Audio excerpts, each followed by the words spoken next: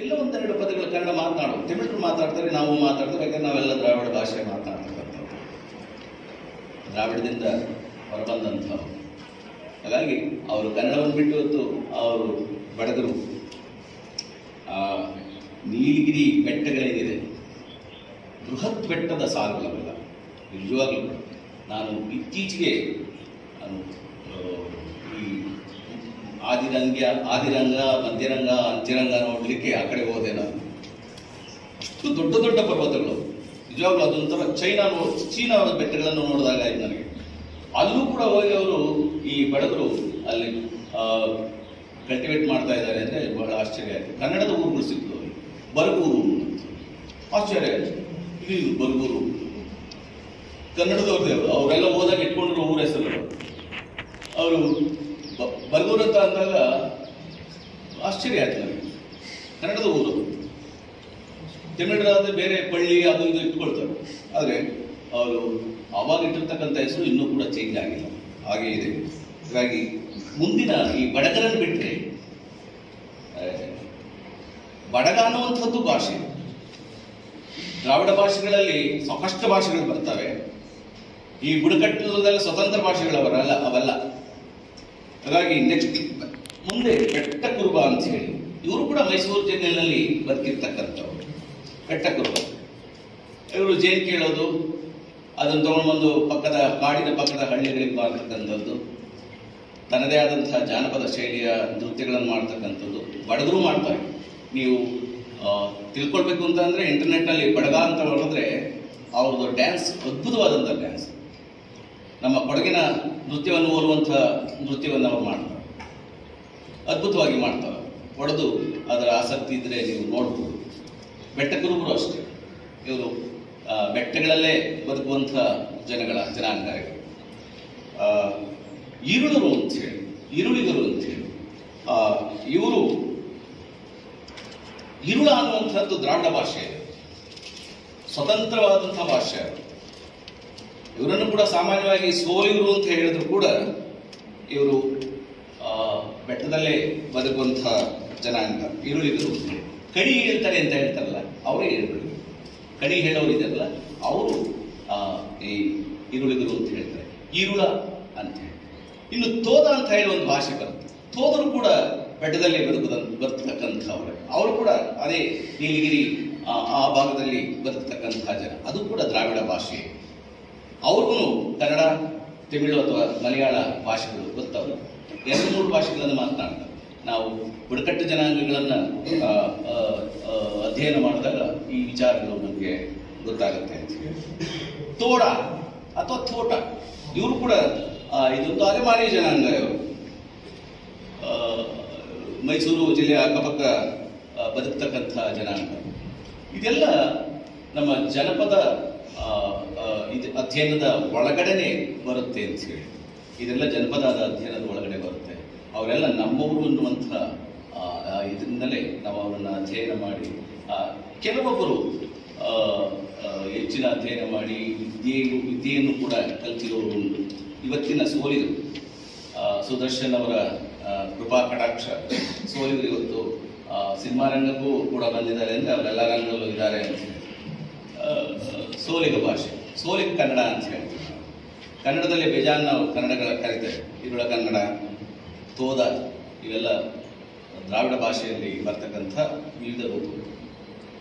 ಅವರೆಲ್ಲ ಯಾವುದೋ ಒಂದು ಕಾಲದಲ್ಲಿ ಬೆಟ್ಟದಲ್ಲಿ ಹೋಗಿ ಆ ಸಮುದಾಯ ಸೇರಿಕೊಂಡಿದ್ದರಿಂದ ಸಂಪರ್ಕ ಕಡಿದು ಅದೆಲ್ಲ ಒಂದು ಕಡೆ ದ್ರಾವಿಡ ಭಾಷೆ ತೋದಾಗುಳಿದಿದೆ, ಬಡಗಾಗುಳಿದಿದೆ, ಬೇರೆ ಬೇರೆ ಸ್ವತಂತ್ರ ಭಾಷೆಗಳಾಗಿ ಉಳ್ಕೊಂಡ್ಬಿಟ್ಟಿದ್ದಾರೆ. ಅವಕ್ಕೆಲ್ಲ ಲಿಪಿಗಳಿಲ್ಲ, ಆದರೆ ಅದೊಂದು ಸ್ವತಂತ್ರ ಭಾಷೆ ಅಂತ ಹೇಳಿ, ದ್ರಾವಿಡ ಭಾಷೆ ಅಂತ ಹೇಳಿ ನಾವು ಅವುಗಳನ್ನು ಕರಿಬೋದು ಅಂತ ಹೇಳಿ. ಇವರೆಲ್ಲ ಈ ಕ್ಯಾರ್ನಾಟಿಕ್ ಭಾಗದಿಂದ ಈ ದ್ರವಿಡಿಯನ್ಸ್ ವಿಭಾಗ ಆಗಿ ಹೋದಾಗ ಅಲ್ಲಲ್ಲೇ ಸೇರಿಕೊಂಡಂತಹ ಜನರು. ಇವರೆಲ್ಲ ಮೊದಲೆಲ್ಲ ದ್ರಾವಿಡ ಭಾಷೆಯನ್ನೇ ಆಡ್ತಿದ್ದಂಥವ್ರು. ನಾವೇನು ಕ್ಯಾರ್ನಾಟಿಕ್ ಭಾಗ ಅಂತ ಹೇಳ್ತೇವೆ. ಇವತ್ತಿನ ಮಡ್ರಾಸ್ ಅದರೀಚಿನ ಭಾಗವನ್ನು ನಾವು ಕ್ಯಾರ್ನಾಟಿಕ್ ಅಂತ ಕರೀತೀವಿ. ಒಂದು ಕಾಲದಲ್ಲಿ ಈ ಜನ ಸ್ಪ್ಲಿಟ್ ಆದ ಕಾರಣ ಈ ಆಹಾರ ಅದು ಇದು ಸಮಸ್ಯೆ ಅಂತ ಹೇಳಿ ಮೊದಲು ಕನ್ನಡದವರು, ಆಮೇಲೆ ತೆಲುಗಿನವರು, ಆಮೇಲೆ ಮಲಯಾಳದವರು, ಹೀಗೆ ಭಾಗ ಆದಾಗ ಈ ಪರ್ವತ ಶ್ರೇಣಿಯಲ್ಲಿ ಉಳ್ಕೊಂಡವರು ಈ ಬುಡಕಟ್ಟು ಜನಾಂಗ. ಹಕ್ಕಿ ಪಿಕ್ಕಿ ಅಂತ ಬರ್ತಾರೆ. ಇವರು ಇಡೀ ದೇಶದಾದ್ಯಂತ ಹರಡಿದ್ದಾರೆ. ಅಕ್ಕಿಪಿಕ್ಕಿ ಭಾಷೆ ಅಂತ ಹೇಳಿ ಅವರು ಸಾಮಾನ್ಯವಾಗಿ ಹಲಮಾರಿ ಜನಾಂಗ ಅವರು. ಈ ನೀಲಗಿರಿ ಬೆಟ್ಟ ಭಾಗದಲ್ಲಿ ಇನ್ನೊಂದು ಬುಡಕಟ್ಟು ಜನಾಂಗ ಇದೆ, ತೋಡ ಅಂತ ಹೇಳಿ, ತೊದ ಅಂತ ಹೇಳ್ತೀವಿ ನಾವು ಕನ್ನಡ ಭಾಷೆ, ತೊದ ಅಂತ ಹೇಳ್ತೇವೆ. ಅದು ಕೂಡ ಒಂದು ದ್ರಾವಿಡ ಭಾಷೆನೇ. ಕೊರಗರು ಅಂತ ಹೇಳಿ, ಕೊರಗರು ಅಂದ್ರೆ ಇತ್ತೀಚಿನ ಒಂದು ಬಹಳ ಹೆಸರಾದಂಥ ಅಥವಾ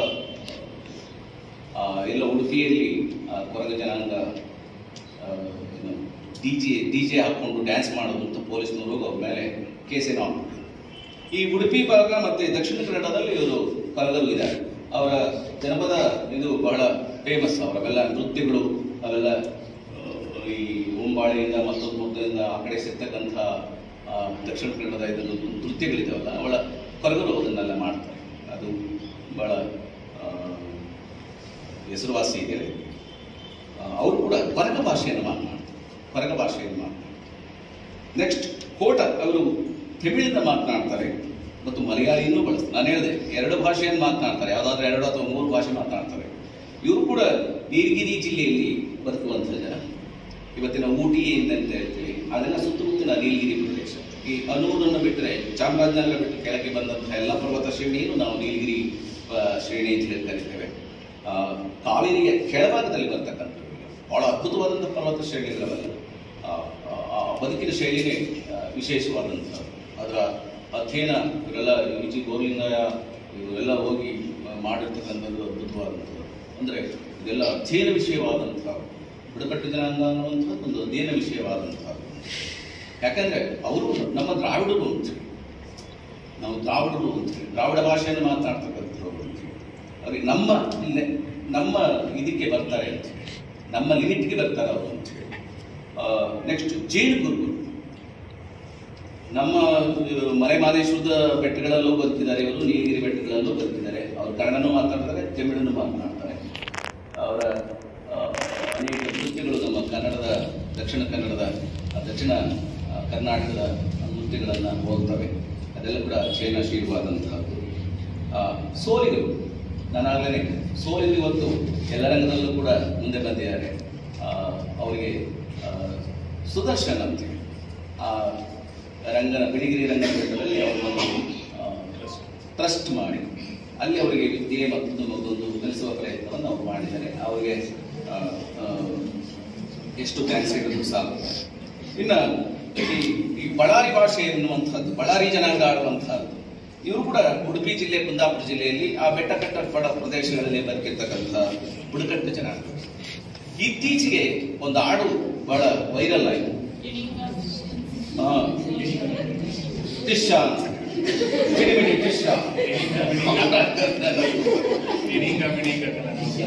ಅಲ್ಲೊಂದು ಸಿದ್ಧಿ ಜನಾಂಗ ಇದೆ. ಇದು ಕೂಡ ಬುಡಕಟ್ಟು ಜನಾಂಗ. ಸುಮಾರು ಒಂದು 2000 ಕುಟುಂಬಗಳಿದ್ದಾವೆ ಅಂತ ಹೇಳ್ತಾರೆ. ಇದು ಪಿನ್ನು ಉಗ್ರು ಆ ಕಡೆಯಿಂದ ಬಂದವರು, ದ್ರವಿಡಿಯನ್ಸ್ ಕೂಡ ಆ ಕಡೆಯಿಂದಲೇ ಬಂದವರು. ಹಾಗಾಗಿ ಅವರು ಯಾವುದೋ ಕಾಲದಲ್ಲಿ ಬಂದು ಈ ಡಚ್ ಜೊತೆನೋ ಪೋರ್ಚುಗೀಸ್ ಜೊತೆನೋ ಬಂದು ಇವರು ಮಹಾರಾಷ್ಟ್ರದ ಕೆಲವೊಂದು ಪ್ರದೇಶಗಳಲ್ಲಿ, ಕರ್ನಾಟಕದ ಕಾರವಾರ, ಸಿದ್ದಾಪುರ, ಸಿರ್ಸಿ ಇಲ್ಲೆಲ್ಲ ಅವರು ಉಳ್ಕೊಂಡಿದ್ದಾರೆ. ಬೆಟ್ಟಗುಡ್ಡ ಪ್ರದೇಶಗಳಲ್ಲಿ ಬರ್ತಕ್ಕಂಥ ಜನ. ಅಷ್ಟೊಂದು ಇದುವರೆಗೂ ನಾಗರಿಕ ಸಮಾಜಕ್ಕೆ ಹತ್ತಿರಕ್ಕೆ ಬರಬೇಕು. ತಮ್ಮದೇ ಆದಂತಹ ಜನಪದ, ತಮ್ಮದೇ ಆದಂತಹ ನೃತ್ಯ, ತಮ್ಮದೇ ಆದಂತಹ ಭಾಷೆ ಅವನ್ನ ಬೆಳೆಸ್ಕೊಂಡಿದ್ದಾರೆ. ಆ ಹುಡುಗಿ ಬೆಂಗಳೂರು ವಿಶ್ವವಿದ್ಯಾಲಯದ ಯಾರೋ ಒಬ್ಬರ ಸಹಾಯ ಪಡ್ಕೊಂಡು, ಬಾಲಾಜಿ ಸರ್ ಅಂತ ಅವರ ಸಹಾಯ ಪಡ್ಕೊಂಡು ಬೆಂಗಳೂರು ವಿಶ್ವವಿದ್ಯಾಲಯದಲ್ಲಿ ಕನ್ನಡ ಅಧ್ಯಯನ ಕೇಂದ್ರದಲ್ಲಿ ಕನ್ನಡ MA ಮಾಡಿಕೊಂಡು PhD ಮಾಡಿಕೊಂಡು ಇದನ್ನು ಭಾಳ ಖುಷಿ ಆಯಿತು. ಆ ಹುಡುಗಿ ಫೇಸ್ಬುಕ್ನಲ್ಲಿ ಮಾತನಾಡಿದ್ರು.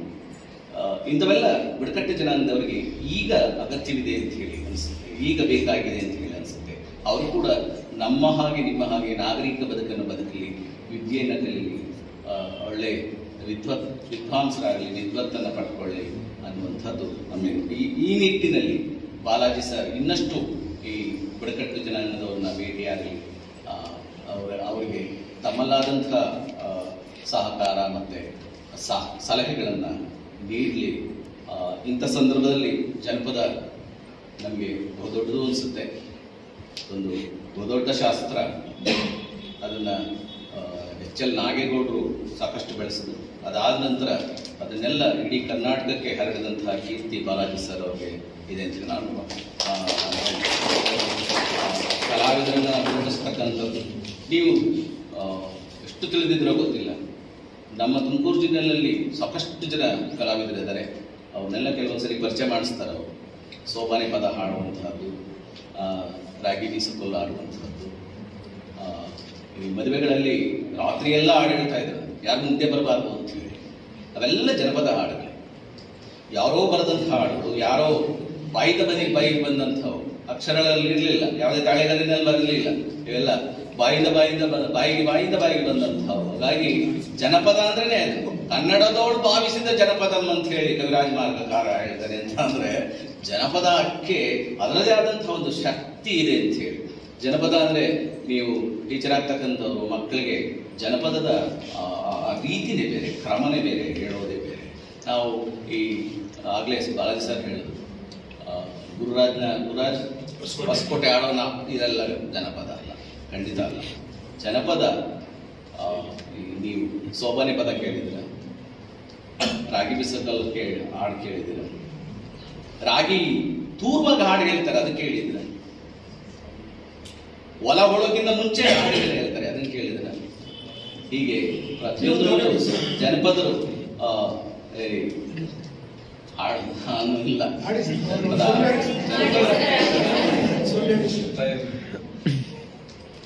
ಯಾರು ಹೇಳ್ಕೊಟ್ಟಿದ್ದಾರೆ? ಜನಪದವನ್ನ ನಾನು ಯಾವುದು ಕಲ್ತಿಲ್ಲ, ಸೋಬಾನೆ ಪದವೆಲ್ಲ ಕಲ್ತಿಲ್ಲ, ಕೇಳಿಸ್ಕೊಂಡಿದ್ದೀನಿ, ಆನಂದ ಪಟ್ಟಿದ್ದೇನೆ. ಇವತ್ತು ಕೂಡ ಮೊನ್ನೆ ನಮ್ಮ ಕಾಲೇಜಲ್ಲಿ, ಆ ಕಾಲೇಜಲ್ಲಿ ಒಂದು ಕಾರ್ಯಕ್ರಮದಲ್ಲಿ ಕುಣಿಗಲ್ಲು ಕಲಾವಿದರು ಬೋಧಕ್ಕೆ ಹೋದಾಗ ನಾನು ಇನ್ನೂ ದಂಗಾಗುತ್ತೆ, ಇಷ್ಟೊಂದೆಲ್ಲ ಜನಪದ ಗೀತೆಗಳಿದ್ದಾವೆ ಅಂತ ಹೇಳಿ.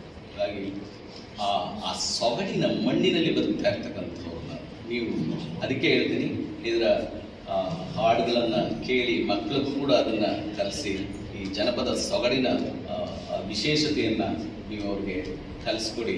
ಆ ಮುಖಾಂತರ ನಮ್ಮ ನಾಡಿನ ಜಾನಪದ ಏನಿದೆ ಅದನ್ನು ಎಲ್ಲ ಕಡೆ ಪಸರಿಸಲಿಕ್ಕೆ ನೀವು ಕಾರಣರಾಗಿ. ಇಷ್ಟು ಜನ ಟೀಚರ್ಸ್ ಅಂದರೆ ಎಷ್ಟು ಸಾರ್ವಜನಿಕಕ್ಕೆ ನೀವು ಹೇಳ್ಬೋದು ಅಂತ ಹೇಳಿ. ನಾನು ಕುಂಬಾರಣ್ಣನ ಒಂದೇ ಒಂದು ಜನಪದ ಗೀತೆನೋ ವಿಜ್ಞಾನ ಬರೆದಿರೋದು ಗೊತ್ತಿಲ್ಲ ನನಗೆ. ವಾಕಲ್ಲ, ಅದಕ್ಕೆ ನಾನು ಹಾಡಲ್ಲ. ಜನಪದ ಶೈಲಿ ಅಂತ ಹೇಳ್ಬಿಟ್ಟು ಮುಂಜಾನೆದ್ದು ಕುಂಬರಣ್ಣ ಹಾಲು ಬಾಂಡನ, ಹಾರ್ಯಾಡಿ ಮಣ್ಣ ತುಳಿದಾನ, ಹಾರ್ಯಾಡಿ ಮಣ್ಣ ತುಳಿದೂತ ಮಾಡ್ಯಾನ, ನಾರೀದು ಓರುವಂತ ಹೈರಾಣಿ. ಮುಂಜಾನೆದ್ದು ಕುಂಬರಣ್ಣ ಹಾಲು ಬಾಂಡನ, ಹಾರ್ಯಾಡಿ ಮಣ್ಣ ತುಳಿದಾನ, ಹಾರ್ಯಾಡಿ ಮಣ್ಣ ತುಳಿದೂತ ಮಾಡ್ಯಾನ, ನಾರೀದು ಓರುವಂತ ಹೈರಾಣಿ. ಒತ್ತರೆದ್ದು ಕುಂಬಾರಣ್ಣ ತುಪ್ಪ ಬಾಂಡನ, ಗಟ್ಟಿಸಿ ಮಣ್ಣ ತುಳಿದಾನ, ಒತ್ತರೆದ್ದು ಕುಂಬಾರಣ್ಣ ಮುಂಡನ, ಗಟ್ಟಿಸಿ ಮಣ್ಣ ತುಳಿದಾನ, ಗಟ್ಟಿಸಿ ಮಣ್ಣ ತುಳಿಯೂತ ಮಾಡ್ಯಾನ, ಮಿತ್ರೀರು ಹುರುವಂತ ಹೈರಾಣಿ, ಮಿತ್ರೀರು ಹುರುವಂತ ಹೈರಾಣಿ. ಮುಂಜಾನೆದ್ದು ಕುಂಬಾರಣ್ಣ ಹಾಲು ಬಾಂಡನ, ಹಾರ್ಯಾಡಿ ಮಣ್ಣ ತುಳಿದಾನ.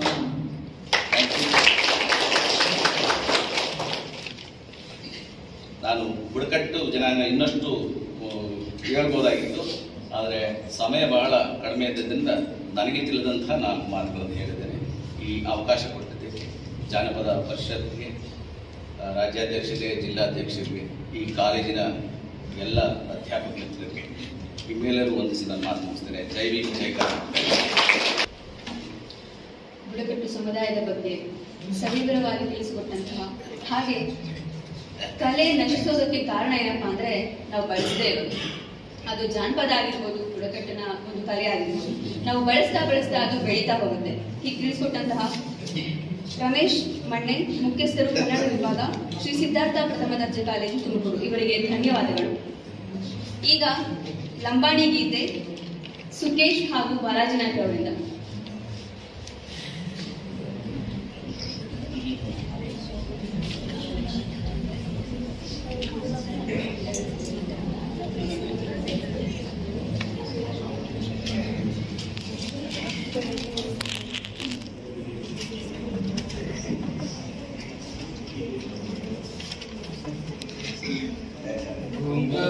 ओढलेन गुंगार बांधलेन जामा चालो बाईये तिजे बोरारेन दोघा चालो बाईये मेरा मयाडीन गुंगाट ओढलेन गुंगार बांधलेन जामा चालो बाईये तिजे बोरारेन दोघा चालो बाईये मेरा मयाडीन तिजे रोग ताड़ायो ये मेरा मायाडिन धोकाए तिजे रो ताड़ायो ये मेरा मायाडिन धोकाए आओ से भाड़न मेरा याडिन धोका गुंगाट ओढलेन गुंगार बांधलेन जामा चालो बाई तिजे बोरारेन धोका चालो बाई मेरा मायाडिन ग्यारी बंगोली माँ ग्यारी ग्यारा कच्चा सुतो बापू सेवा लाला महाराज ग्यारी बंगोली माँ गाबड़ी चरारो बापू सेवा लाला महाराज गोरेवाड़े धोती विटन माथे पर रुमाल बांधन काइयाचे सुतो वेरो सेवा लाला महाराज गोरेवाड़े धोती विटन माथे पर रुमाल बांधन जग जग जाजरो सेवा लाला महाराज ग्यारी बंगोली माँ ग्यारा सचा सुतो बापू सेवा लाला महाराज ग्यारी बंगोली माँ गाबड़ी चरारो बापू सेवा लाला महाराज ಲಂಬಾಣಿ ಗೀತೆಯನ್ನು ಆಡಿದಂತಹ ಸುಕೇಶ್ ಹಾಗೂ ಬಾಲಜನಕ್ ಅವರಿಗೆ ಧನ್ಯವಾದಗಳು. ಈಗ ಶ್ರೀ ಕಾಂತಪ್ಪ ಕೆಸಿ ಕಾರ್ಯದರ್ಶಿಗಳು ರಾಮನಗರ ಜಿಲ್ಲೆ ಕನ್ನಡ ಜಾನಪದ ಪರಿಷತ್ ಇವರಿಂದ ಅತಿಥಿಗಳ ಭಾಷಣ. ಎಲ್ಲರಿಗೂ ನಮಸ್ಕಾರ.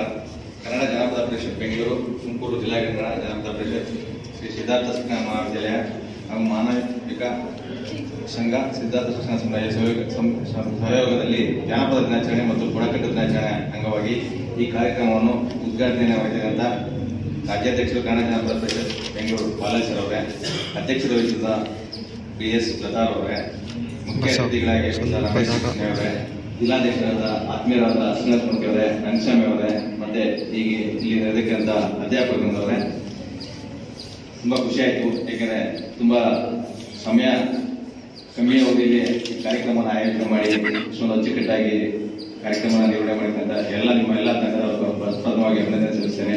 ಕನ್ನಡ ಜಾನಪದ ಪರಿಷತ್ 2005 ಮಾರ್ಚ್ 6ರಂದು ಸ್ಥಾಪನೆಗೊಂಡು ಕರ್ನಾಟಕ ರಾಜ್ಯಾದ್ಯಂತ ಸುಮಾರು 31 ಜಿಲ್ಲೆಯಲ್ಲೂ ಜಿಲ್ಲಾ ಘಟಕ ಸ್ಥಾಪನೆ ಮಾಡಿ ಕಾರ್ಯಕ್ರಮ ಅತ್ಯಂತ ಯಶಸ್ವಿಯಾಗಿ ನಡೆಸಿಕೊಂಡ ಕೀರ್ತಿ ಕನ್ನಡ ಜಾನಪದ ಪರಿಷತ್ಗೆ ಸಲ್ಲಿಸುತ್ತೆ. ಏಕೆಂದರೆ ಈಗಾಗಲೇ ಪರಿಷತ್ತಿಂದ ಒಂದು ಅನುದಾನ ತಗೊಂಡು ಮಾಡೋದ್ರೆ ತುಂಬಾ ಕಷ್ಟ. ಸರ್ಕಾರಿ ಕಾರ್ಯಕ್ರಮಗಳು ಅನುದಾನ ತಗೊಂಡು ಕಾರ್ಯಕ್ರಮಗಳನ್ನ ಒಳ್ಳೆ ರೀತಿ ನಡೆಸ್ಕೊಳ್ಳೋದು ತುಂಬಾ ಕಷ್ಟ ಇದೆ.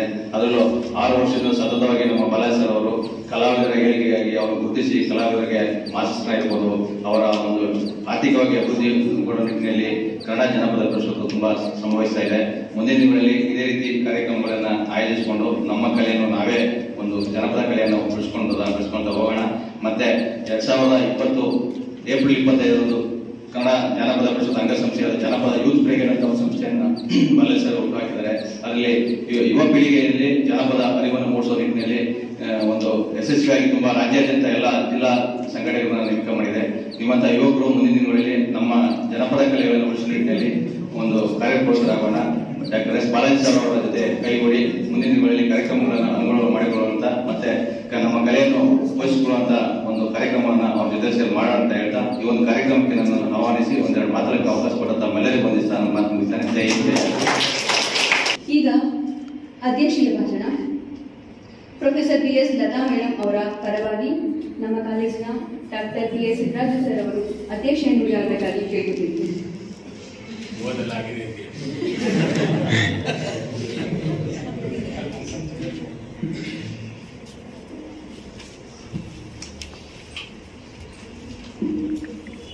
ಮೊದಲಿಗೆ ಸಂಸ್ಥಾಪಕ ಕಾರ್ಯದರ್ಶಿಗಳಾದಂಥ ಡಾಕ್ಟರ್ H.M. ಗಂಗಾಧರಯ್ಯ ಅವರನ್ನ ಹಾಗೂ ಅವರ ನಗರ ಸುಪುತ್ರ ಅವರನ್ನ ನೆನಪಿಸಿಕೊಳ್ಳುತ್ತಾ ಇಂದಿನ ಕಾರ್ಯಕ್ರಮವನ್ನು ನಮ್ಮ ಕಾಲೇಜಿನ ಮಾನವಿಕ ಸಂಘದ ಆಯೋಜನೆಯೊಂದಿಗೆ ನಡೆಸಲ್ಪಡ್ತಾ ಇದೆ. ಇಲ್ಲಿ ಬಹುಮುಖ್ಯವಾಗಿ ನಮ್ಮ ಕಾಲೇಜಿಗೆ ಉದ್ಘಾಟನಾ ಭಾಷಣವನ್ನು ಮಾಡಲು ಬಂದಿರುವಂಥ ಡಾಕ್ಟರ್ ಎಸ್ ಬಾಲಾಜಿ ಸರ್ ಅವರೇ, ಅವರು ರಾಜ್ಯಾಧ್ಯಕ್ಷರು, ಮತ್ತು ನಮ್ಮ ಕಾಲೇಜಿನ ಪ್ರೀತಿಯ ಪ್ರಾಂಶುಪಾಲರು ಅವರ ಕಾರ್ಯಭಾರವನ್ನು ನನ್ನ ಹೆಗಲ ಮೇಲೆ ಏರಿ ಗಣ್ಯ ನಿಮಿತ್ತ ಕಾರ್ಯ ವಿಶ್ವವಿದ್ಯಾಲಯಕ್ಕೆ ತೆರಳಿದ್ದಾರೆ. ಅವರನ್ನು ಈ ಸಂದರ್ಭದಲ್ಲಿ ನೆನಪಿಸಿಕೊಳ್ಳುತ್ತಾ, ಹಾಗೆ ನಮ್ಮ ಈ ನಾಡೆ ಅಂತದ್ದು ತುಮಕೂರು ಈಗ ನೋಡಿ, ಒಂದು ಮಹಾಕಾವ್ಯಗಳಲ್ಲಿ ಜುಂಜಪ್ಪನ ಕಾವ್ಯನೂ ಒಂದು ಅಂತಂದರೆ ನಾವು ನಿಜಕ್ಕೂ ಭಾಗ್ಯರೇ. ಆದರೆ ಅದು ಹೆಚ್ಚು ಪ್ರಚಾರಕ್ಕೆ ಬರಲಿಲ್ಲ ಅಷ್ಟೇ, ಮಲೆ ಮಹದೇಶ್ವರ ಹಾಗೆ. ಅದು ಇನ್ನೊಂದು ಬಹುಮುಖ್ಯ ಅಂತಂದರೆ ಮಣ್ಣೆ ಇದೆಯಲ್ಲ, ಅದು ಗಂಗರ ರಾಜಧಾನಿ. ಹಾಗಾಗಿ ಆ ಗಂಗರ ರಾಜಧಾನಿಯಿಂದ ಬಂದಂಥ ಮಣ್ಣೆ ರಮೇಶ್ ಅವರು, ನಿಮಗೆ ಗೊತ್ತು ಮಾನ್ಯಕೇಟ ಅಥವಾ ಮೊಳಕೇಟ ಅಂತ ಇದೆ, ಮಾನ್ಯಪುರ, ಆ ಗಂಗರ ರಾಜಧಾನಿ. ಸೊ ಆ ನಾಡಿನಿಂದ, ಆ ಸೊಗಡಿನಿಂದ, ನೆಲಮೂಲದಿಂದ ಬಂದಂಥ ನಮ್ಮ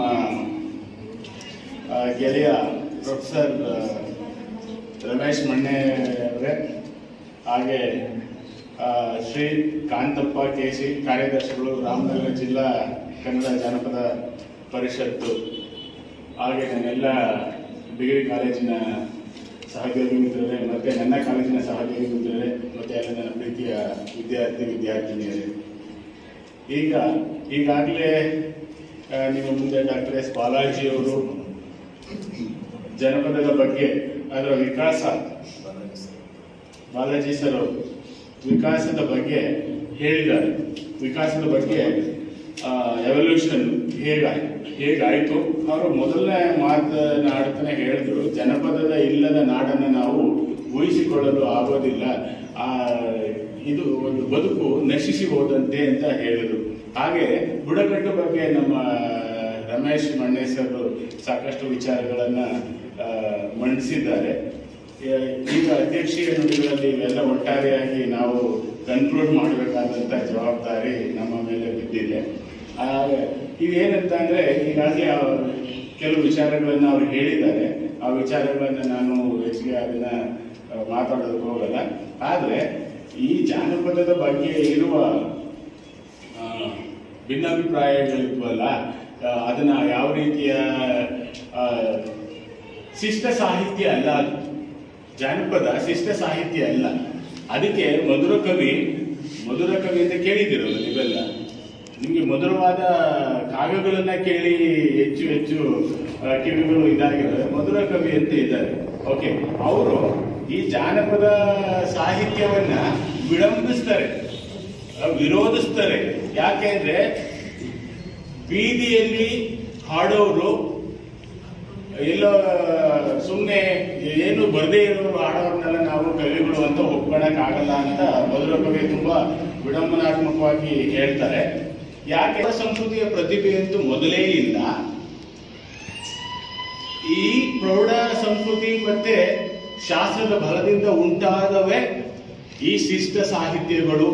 ಹಾಗಾಗಿ ಇವೆರಡೂ ಬಲ ಇಲ್ಲದೆ ಹೋದ್ಮೇಲೆ ಇದು ಹೇಗೆ ಎದ್ದು ನಿಂತ್ಕೊಳ್ತೈತೆ ನೆಲದಲ್ಲಿ.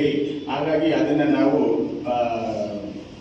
ಕವಿ ಇದು ಹಾಡುಗಳ ಸಾಲಿಗೆ ಸೇರ್ಸಕ್ ಬರೋದಿಲ್ಲ ಅಂತ ಮೊದಲ ಕವಿಯವರು ಹೇಳ್ತಾರೆ.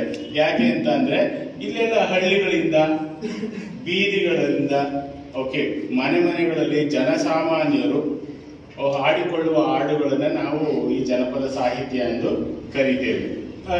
ಆಯ್ತಲ್ಲ.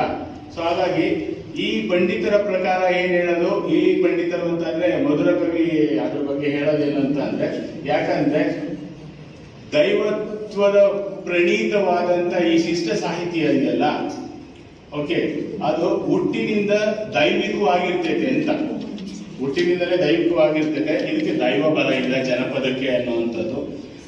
ಅದು ಋಷಿಗಳಲ್ಲಿ ಮಾತ್ರ ಇರುತ್ತೆ, ದೈವತ್ವದಿಂದ ಪಡೆದಂಥವ್ರು ಇರುತ್ತೆ. ಈ ಮಹಾಕಾವ್ಯ ಕವಿಗಳಲ್ಲಿ ಇರುತ್ತೆ. ಯಾಕೆಂದ್ರೆ ಸರಸ್ವತಿಯ ಪ್ರಸಾದನೆ ಇಲ್ಲದೆ ಬೆಳೆದಿರುವಂತದ್ದು ಜನಪದ. ಸರಸ್ವತಿಯ ಪ್ರಸಾದ ಇಲ್ಲದೆ ಬೆಳೆದಿರೋದು ಅಂತ ಈ ಪ್ರಕಾಂಡ ಪಂಡಿತರು ಅಂತದ್ದು. ಸರಸ್ವತಿ ಯಾವತ್ತೂ ಅವರ ನಾಲಿಗೆ ಮೇಲೆ ಅಕ್ಷರಗಳನ್ನ ತಿದ್ದಿ ಹೊರಟು ಹೋಗ್ಬಿಟ್ಟಿದ್ದಾರೆ, ಗೊತ್ತಾಯ್ತಲ್ಲ.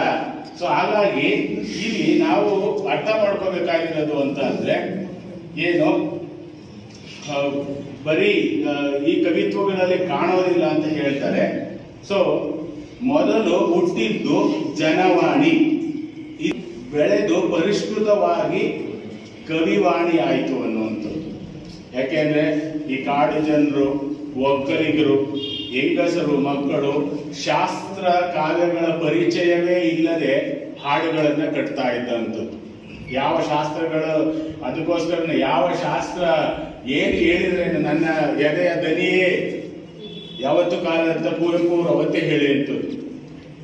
ಮನು ಯಾವತ್ತೋ ಬರದೇ ಇಟ್ಟನೆಂದೇ ನಮಗೆ ಶಾಸ್ತ್ರ ಏನದು? ಶಾಸ್ತ್ರ ಅಲ್ಲ, ಗೊತ್ತಾಯ್ತಲ್ಲ. ನನ್ನ ಎದೆಯ ದನಿಯೇ, ಆ ಎದೆಯ ದನಿ ಯಾವುದು ಅಂದ್ರೆ ಜನಮೂಲ, ಜನವಾಣಿ. ಅದು ಬೆಳೆದು ಬೆಳೆದು ಪರಿಷ್ಕೃತವಾದ ನಂತರ ಕವಿವಾಣಿ ಆಯಿತು.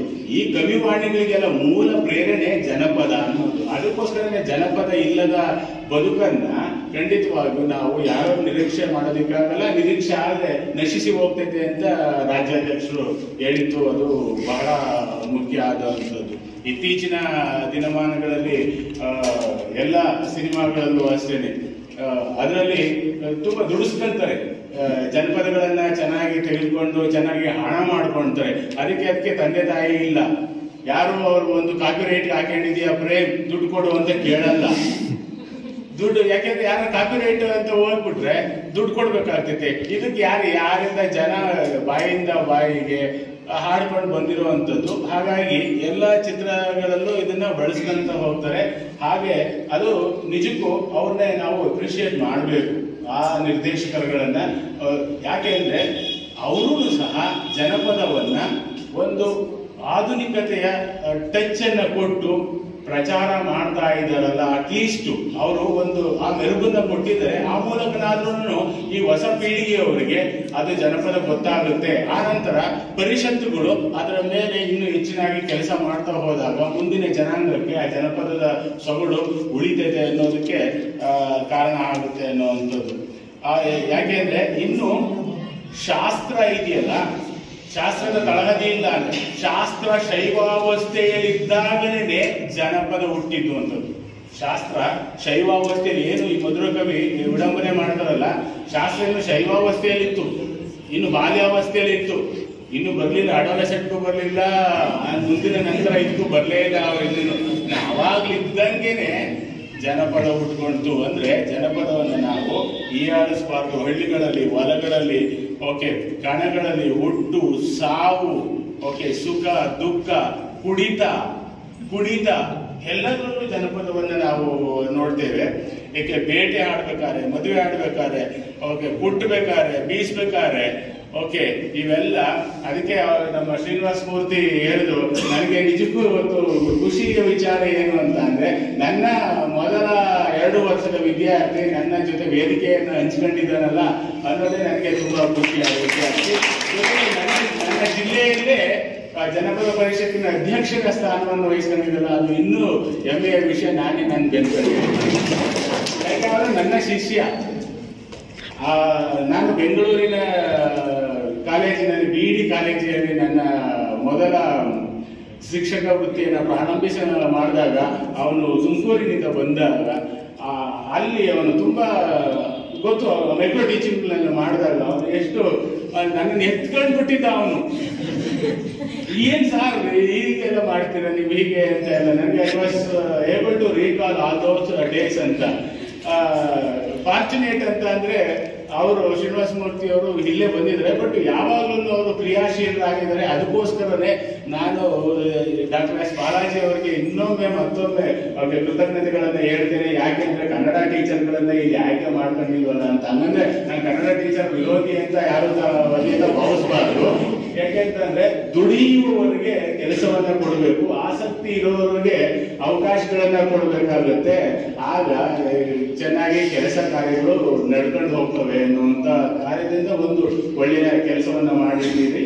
ಹಾಗಾಗಿ ನಿಜಕ್ಕೂ ಅದೊಂದು ಪ್ರಶಂಸನೀಯವಾದಂತ ಕೆಲಸ ಅಂತ ನಾನಾದ್ರೂ ಭಾವಿಸ್ತಾ. ಯಾಕೆ ಓಕೆ ನೋಡಿ, ಒಂದೇ ಸಲ ಭಾರ ಎತ್ತಬೇಕಾದ್ರೂ ಅಷ್ಟೇ ಜನಪದಗಳನ್ನ ಅವ್ರಿಗೆಲ್ಲ ಹಾಡು. ಇವಾಗ ರಮೇಶ್ ಸರ್ ಹಾಡು ಹೇಳ್ತಾ ಇದ್ರು, ಕುಂಬಾರಣ್ಣ ಹಾಡನ್ನು ಅಲ್ವಾ. ಆಗ ನಿಮ್ಮ ಕೈಗಳು ಆಟೋಮೆಟಿಕ್ ಆಗಿ ತಾಳ ಆಗ್ತಿದ್ರು. ನೀವು ಯಾರು ಶಾಸ್ತ್ರೀಯವಾಗಿ ಸಂಗೀತಕ್ಕೆ ಹೋಗಿ ತಬಲ ತಬಲ ತಬಲ ಅಂತ ಬಡಿಲೇ ಇಲ್ಲ, ಯಾರು ಬಡಿದಿದ್ರೆ ಯಾರು, ಆದರೂ ನಿಮ್ಮ ಕೈ ಬಡೀತು. ಬಡಿಯೋದಕ್ಕೆ ಪ್ರೇರಣೆ ಇರೋದೇ ಜನಮೂಲ. ಅದಕ್ಕೆ ಆ ಮಟ್ಟು ಇದೆಯಲ್ಲ, ಆ ಮಟ್ಟು ಅಂದ್ರೆ ನಾವೆಲ್ಲ ಇವಾಗ ಲಘು ಗುರು ಆಗ್ತೀವಿ, ಛಂದಸ್ಸು ಅದು ಅಂತ, ಅದಕ್ಕೆ ಅದ್ರ ಒಳಗಡೆನೇ ಇದೆ ಅದು. ಹಾಗಾಗಿ ಶಾಸ್ತ್ರೀಯವಾಗಿ ಹೇಳೋದಕ್ಕೆ ಈಗ ಒಂದೊಂದು ಶಾಸ್ತ್ರೀಯವಾಗಿ ಹೇಳ್ಬೇಕಾದ್ರೆ ಫಾರ್ಮಲ್ ಆಗಿ ಹೇಳ್ಬೇಕಾದ್ರೆ ಒಂದು ಇರ್ಲಿ, ಹಾಗಂತ ನಾವು ಅದನ್ನ ಇಲ್ವೇ ಇಲ್ಲ. ಜನವಾಣಿ ಇಲ್ದಿದ್ರೆ ಕವಿವಾಣಿ ಎಲ್ಲಿ ಬರ್ತಿತ್ತು, ಬರಕ್ ಆಗ್ತಾ ಇರ್ಲಿಲ್ಲ. ಸೊ ಇವೆಲ್ಲ ಪ್ರೇರಣೆ ಇದೆ. ಅದಕ್ಕೋಸ್ಕರ ನಮ್ಮ ವಿದ್ಯಾರ್ಥಿಗಳು ಏನ್ ಮಾಡ್ಬೇಕಪ್ಪ ಅಂತಂದ್ರೆ ಜನಪದವನ್ನ ಇನ್ನೂ ಹೆಚ್ಚು ವಿಕಾಸ ಹಾದಿಯಲ್ಲಿ, ಅದಕ್ಕೋಸ್ಕರನೇ ಜನಪದ. ಇನ್ನೂ ಒಂದು ಖುಷಿ ವಿಚಾರ ಏನು ಅಂತಂದ್ರೆ ಜನಪದ ವಿಶ್ವವಿದ್ಯಾಲಯದ ವೈಸ್ ಚಾನ್ಸಲರ್ ನನ್ನ ಸೀನಿಯರ್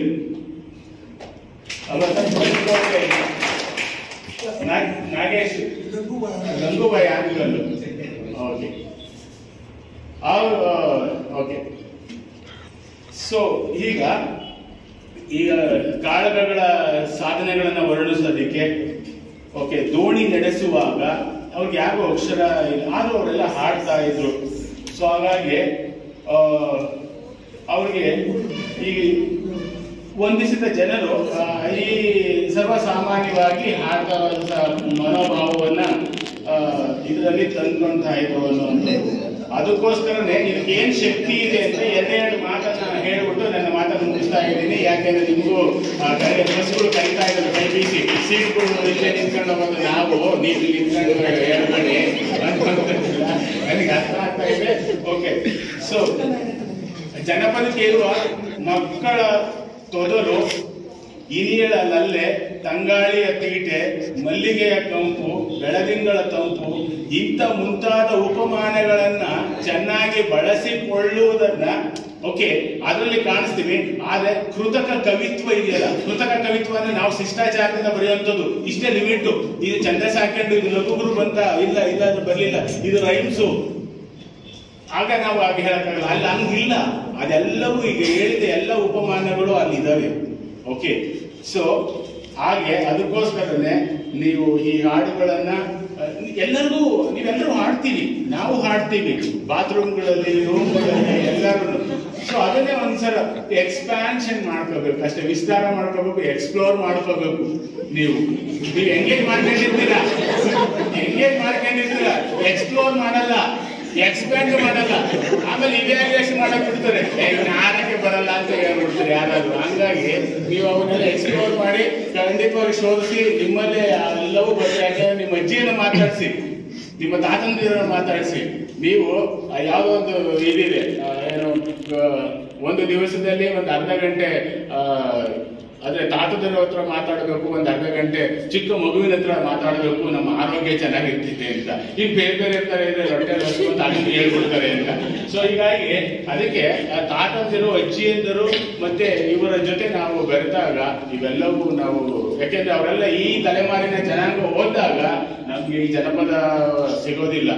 ಯಾಕೆಂದ್ರೆ ಪುಸ್ತಕದಿಂದ ಸಿಗುತ್ತೆ, ಆದ್ರೆ ನೇರವಾಗಿ ಡೈರೆಕ್ಟ್ ಎಕ್ಸ್ಪೀರಿಯನ್ಸು, ಆ ನೇರ ಅನುಭವಗಳನ್ನು ಪಡ್ಕೊಳ್ಳೋದಕ್ಕೆ ಸಾಧ್ಯ ಆಗುತ್ತೆ.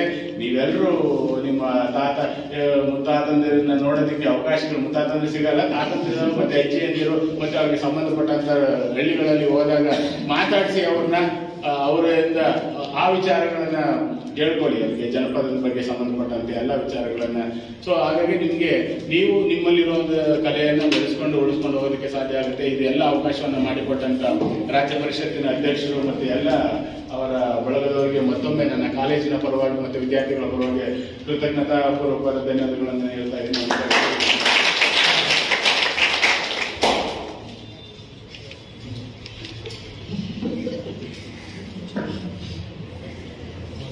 ಜಾನಪದಕ್ಕೆ ಯಾವುದೇ ಶಾಸ್ತ್ರ, ಸಂಪ್ರದಾಯ, ನೀತಿ, ನಿಯಮದ ಅವಶ್ಯಕತೆ ಇಲ್ಲ. ವಿಡಂಬನೆ ಮಾಡೋರು ಮಾಡ್ತಾರೆ, ಆದರೆ ಜನಪದ ಇರೋದೇ ಹೀಗೆ ಅಂತ ತಿಳಿಸ್ಕೊಟ್ಟಂತಹ KSS ಅವರಿಗೆ ಧನ್ಯವಾದಗಳು. ಈಗ ಕಾರ್ಯಕ್ರಮದ ಕೊನೆಯ ಘಟ್ಟ ವಂದನಾರ್ಪಣೆ. ಇದನ್ನು ನಡೆಸಿಕೊಳ್ಳಲಿದ್ದಾರೆ ನಂದಿತಾ ಜೀವಿ.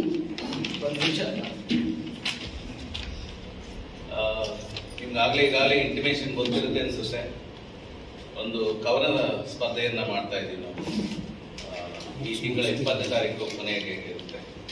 ನಾನು ಬಂದಾಗ ನಿಮ್ಮ ನೋಟಿಸ್ ಬೋರ್ಡ್ ಅಲ್ಲಿ ನೋಡಿದ್ರೆ 2-3 ಕವನಗಳಿತ್ತು. ಹಾಗಾಗಿ ಆಸಕ್ತಿಯಲ್ಲಿ ಇದೀರಿ ಕವಿಗಳು ಅಂದ್ಕೊಂಡಿದ್ದೀನಿ. ಸರ್ ಹೇಳಿದ್ರು 5-6 ಜನ ಕನ್ನಡ MA ಮಾಡ್ಕೊಂಡು ಬಂದಿರೋರು ಇದ್ದಾರೆ. ಹಾಗಾಗಿ ನಾವು ನಿಮ್ಮಂತ ಕವಿಗಳನ್ನ ಪ್ರೋತ್ಸಾಹಿಸಲಿಕ್ಕೆ ಅಂತಾನೆ ಕನ್ನಡ ಕವನ ಸ್ಪರ್ಧೆ ಮಾಡಿದ್ದೇವೆ. ಆಲ್ ಓವರ್ ಇಂಡಿಯಾ ಕನ್ನಡ ವಿಭಾಗಗಳಿಗೆ ಎಲ್ಲ ಯೂನಿವರ್ಸಿಟಿಗೂ ಕಳಿಸಿದ್ದೇವೆ. ಸ್ಪಂದನೆ ಚೆನ್ನಾಗಿದೆ, ಕವನಗಳು ಸಾಕಷ್ಟು ಬಂದಿದ್ದಾವೆ. ಹಾಗಾಗಿ ನಮ್ಮ ಸಂಸ್ಥೆ ಅದರಿಂದ ನಿಮ್ಮ ಕವನಗಳು ಅದರೊಳಗೆ ಇದ್ರೆ ಸೊ ಇದು ಚೆನ್ನಾಗಿರುತ್ತೆ ಅಂತ ಹೇಳಿ ನಾವು 3 ಪ್ರಶಸ್ತಿಗಳನ್ನು ಕೊಡ್ತೇವೆ.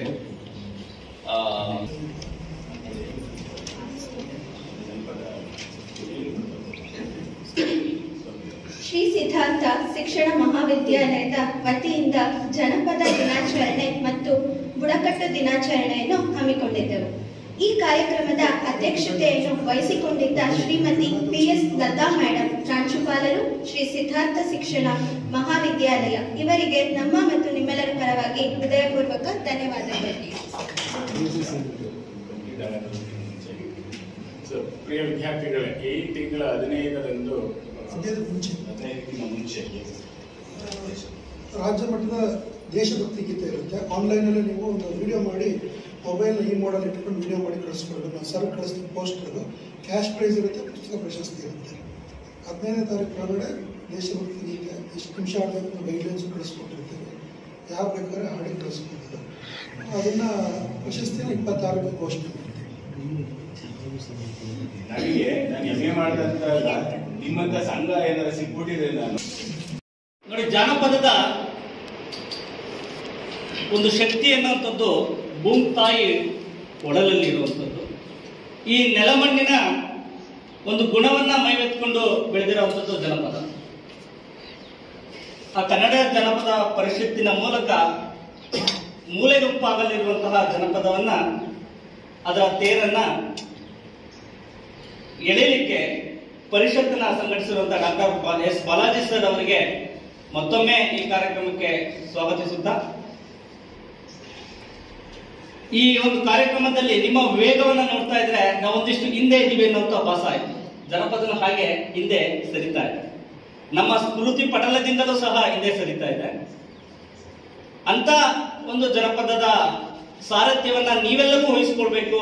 ಮುಂದೆ ಪ್ರಶಿಕ್ಷಣಾರ್ಥಿಗಳಾಗಿ ಬರುವಂತ ವಿದ್ಯಾರ್ಥಿಗಳು, ನೀವೇನು ಶಿಕ್ಷಕರಾಗಲಿರುವಂತವರು, ಆ ಮಕ್ಕಳಲ್ಲಿ ಒಂದು ಜನಪದದ ಸೆಲೆಯನ್ನ ಬಿತ್ತಿ ಬೆಳೆಯಬೇಕು ಅನ್ನುವಂಥ ಒಂದು ಆಶಯದಿಂದ ಒಂದು ಜನಪದ ಮತ್ತು ಬುಡಕಟ್ಟು ದಿನಾಚರಣೆಯನ್ನ ಈ ಕಾರ್ಯಕ್ರಮನ ಇಲ್ಲಿ ಹಮ್ಮಿಕೊಳ್ಬೇಕು ಅಂತ ಹೇಳ್ಬಿಟ್ಟು ನಾವು ಆಶಯವನ್ನ ವ್ಯಕ್ತಪಡಿಸಿದಂತ ಸಂದರ್ಭದಲ್ಲಿ ಈ ಕಾರ್ಯಕ್ರಮಕ್ಕೆ ಅತ್ಯಂತ ಹೆಚ್ಚಿನ ಸಹಕಾರವನ್ನ ಕೊಡ್ತಾ, ಇದನ್ನ ಮಹತ್ವವನ್ನು ಅರಿತು ನಮಗೆ ಪ್ರೋತ್ಸಾಹವನ್ನು ನೀಡಿದಂತ ಈ ಕಾರ್ಯಕ್ರಮದ ಅಧ್ಯಕ್ಷತೆಯನ್ನು ವಹಿಸಿರುವಂತ ನಮ್ಮ ಕಾಲೇಜಿನ ಹೆಮ್ಮೆಯ ಪ್ರಾಂಶುಪಾಲರಿಗೂ ಸಹ ನಾನು ಗೌರವಪೂರ್ವಕವಾಗಿ, ಪ್ರೀತಿಪೂರ್ವಕವಾಗಿ ಕೃತಜ್ಞತೆಯನ್ನು ಸಲ್ಲಿಸ್ತಾ ಇದ್ದೀನಿ. ನಿಮ್ಮ ಗುರುಗಳು ಮುಂದೆ ಕೂತ್ಕೊಂಡಿದ್ದಾರೆ, ಅವರು ನನ್ನ ಗುರುಗಳು ಸಹ ಹೌದು. ನಾನೇನಿವತ್ತು ನಿಂತು ನಿಮ್ಮ ಮುಂದೆ ಮಾತನಾಡಿದ್ದೇನೆ ಅಂತ ವ್ಯಕ್ತಿಯನ್ನ ಎಲ್ಲೋ ಒಂದು ಮೂಲೆಯಲ್ಲಿ ಕೂತ್ಕೊಳ್ತಾ ಇದ್ದೆ, ಶ್ರೀನಿವಾಸ ಅನ್ನುವಂಥವನು. ಅದನ್ನ ಕರೆದು ಪ್ರೋತ್ಸಾಹಿಸಿ ಬೆಂತಟ್ಟಿ ಬೆಳೆಸಿದಂತ ಗುರುಗಳು ಇವತ್ತೆಲ್ಲರೂ ಸೇರ್ಕೊಂಡಿದ್ದೀರಾ. ಅವರೆಲ್ಲರಿಗೂ ಸಹ ನಾನು ಕೃತಜ್ಞತೆಗಳನ್ನ ಸಲ್ಲಿಸ್ತಾ ಇದ್ದೀನಿ. ಮತ್ತು ಜನಪದ ಪರಿಷತ್ ಅಂದ ತಕ್ಷಣನೇ ತುಮಕೂರು ಜಿಲ್ಲಾ ಘಟಕದ ಒಂದು ಸಾರಥ್ಯವನ್ನ ವಹಿಸೋದಕ್ಕೆ, ಆ ತೇರನ್ನ ಎಳೆಯಕ್ಕೆ ನನ್ನೊಡನೆ ನನ್ನ ಬಂಧುಗಳಾಗಿ ಡಾಕ್ಟರ್ ರಂಗಸ್ವಾಮಿ ಸರ್ ಇದ್ದಾರೆ, ಪ್ರೊಫೆಸರ್ ಮಹೇಶ್ ಸರ್ ಇದ್ದಾರೆ. ಇವರೆಲ್ಲರೂ ಸಹ ಇರೋದ್ರಿಂದ ಜನಪದದ ಒಂದಿಷ್ಟು ಕಾರ್ಯಕ್ರಮಗಳನ್ನ ಮಾಡ್ತಾ ಇದ್ದೀನಿ ಬಂಧುಗಳೇ. ಆದ್ರೆ ಕೋವಿಡ್ ನ ಹೊಡೆತಕ್ಕೆ ನಮ್ಮ ಪರಿಷತ್ತು ಸಹ ಸ್ವಲ್ಪ ಹಿಂದೆ ಸರಿತು. ಆದ್ರೆ ನಮ್ಮ ಪರಿಷತ್ತಿನ ನಾಯಕರಾಗಿರುವಂತಹ ಬಾಲಾಜಿ ಸರ್ ಹಿಂದೆ ಸರಿಲಿಲ್ಲ. ಇಡೀ ನಾಡಿನಾದ್ಯಂತ ಅವರು ಅನೇಕ ಕಾರ್ಯಕ್ರಮಗಳನ್ನ ಈ ಸಮಯದಲ್ಲೂ ಸಹ ಸಂಘಟಿಸ್ತಾ, ಹಸಿದಂತಹ ಜನಪದರನ್ನ ಹುಡುಕಿ ಅನ್ನವನ್ನ ನೀಡುವಂತಹ ಕಾರ್ಯಕ್ರಮವನ್ನ, ದಾನವನ್ನ ಕೊಡುವಂತಹ ಕಾರ್ಯಕ್ರಮವನ್ನ ಸಹ ಅವರು ಸಂಘಟಿಸ್ತಾ ಬಂದ್ರು. ಉಳ್ಳವರಿಂದ ಪಡೆದುಕೊಂಡು ಉಳ್ಳದವರಿಗೆ ನೀಡುವಂತಹ ಕಾರ್ಯಕ್ರಮವನ್ನ ಅವರು ಆಯೋಜಿಸ್ತಾ ಬರ್ತಾ ಇದ್ದಾರೆ. ಹಾಗಾಗಿ ಒಂದು ರೀತಿಯಲ್ಲಿ ನಮ್ಗೆ ಅವರು ಒಂದು ಮಾದರಿಯ ನಾಯಕರಾಗಿ ಉಳಿತಾರೆ. ಇವತ್ತು ಯಾರು ಕೇಳಲ್ಲ ಜನಪದರು ಅಂತಂದ್ರೆ, ಅಂತ ಕಾರ್ಯಕ್ರಮವನ್ನ ಅವರು ಸಂಘಟಿಸ್ತಾ ಬರ್ತಾ ಇದ್ದಾರೆ. ಜನಪದ ಅಂದಕ್ಷಣ ಮಾರು ದೂರ ಹೊರಡುವಂತ ಒಂದು ನಾಗರಿಕತೆಯ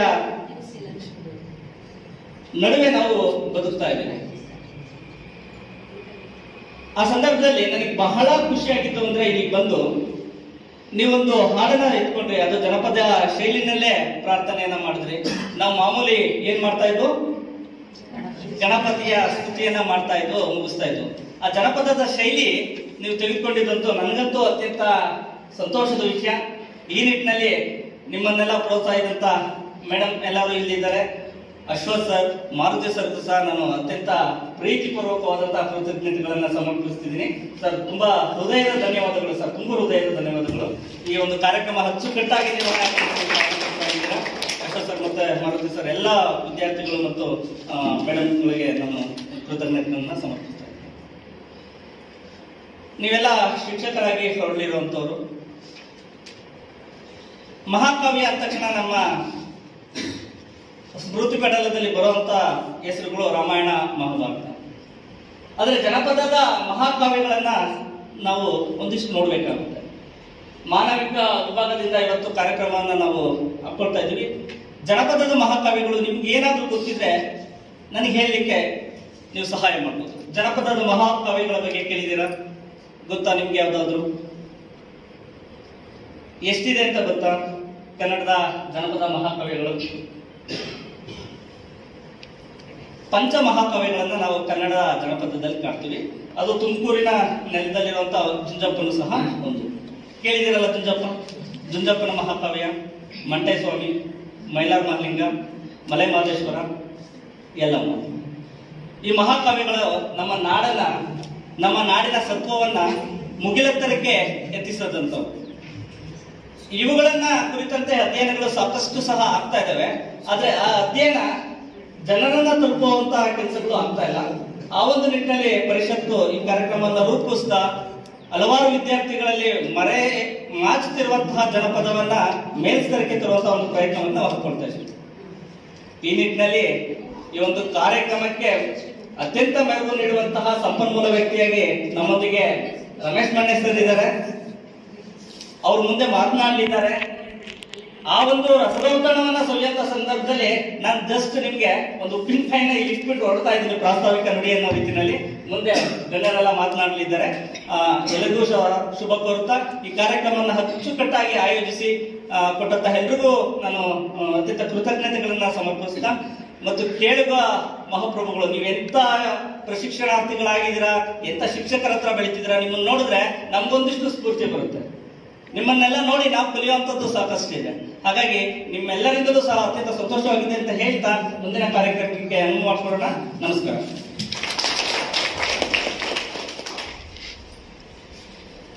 ಮೊದಲಿಗೆ ಭೂದೇವೇಂದ್ರನೆಯರು ಪ್ರಾಸ್ತಾವಿಕ ನುಡಿಯನ್ನಾಡಿದಂತಹ ಪ್ರೊಫೆಸರ್ ಶ್ರೀನಿವಾಸ ಮೂರ್ತಿ ಎಲ್, ಅಧ್ಯಕ್ಷರು, ತುಮಕೂರು ಜಿಲ್ಲಾ ಕನ್ನಡ ಜಾನಪದ ಪರಿಷತ್, ಇವರಿಗೆ ಧನ್ಯವಾದಗಳು. ಈಗ ಮತ್ತೊಂದು ಗೀತೆಯೊಂದಿಗೆ ನಿಮ್ಮನ್ನು ರಂಜಿಸಲಿದ್ದಾರೆ ಅನುಶ್ರೀ ಮತ್ತು ಸಂಗಡಿಗರು.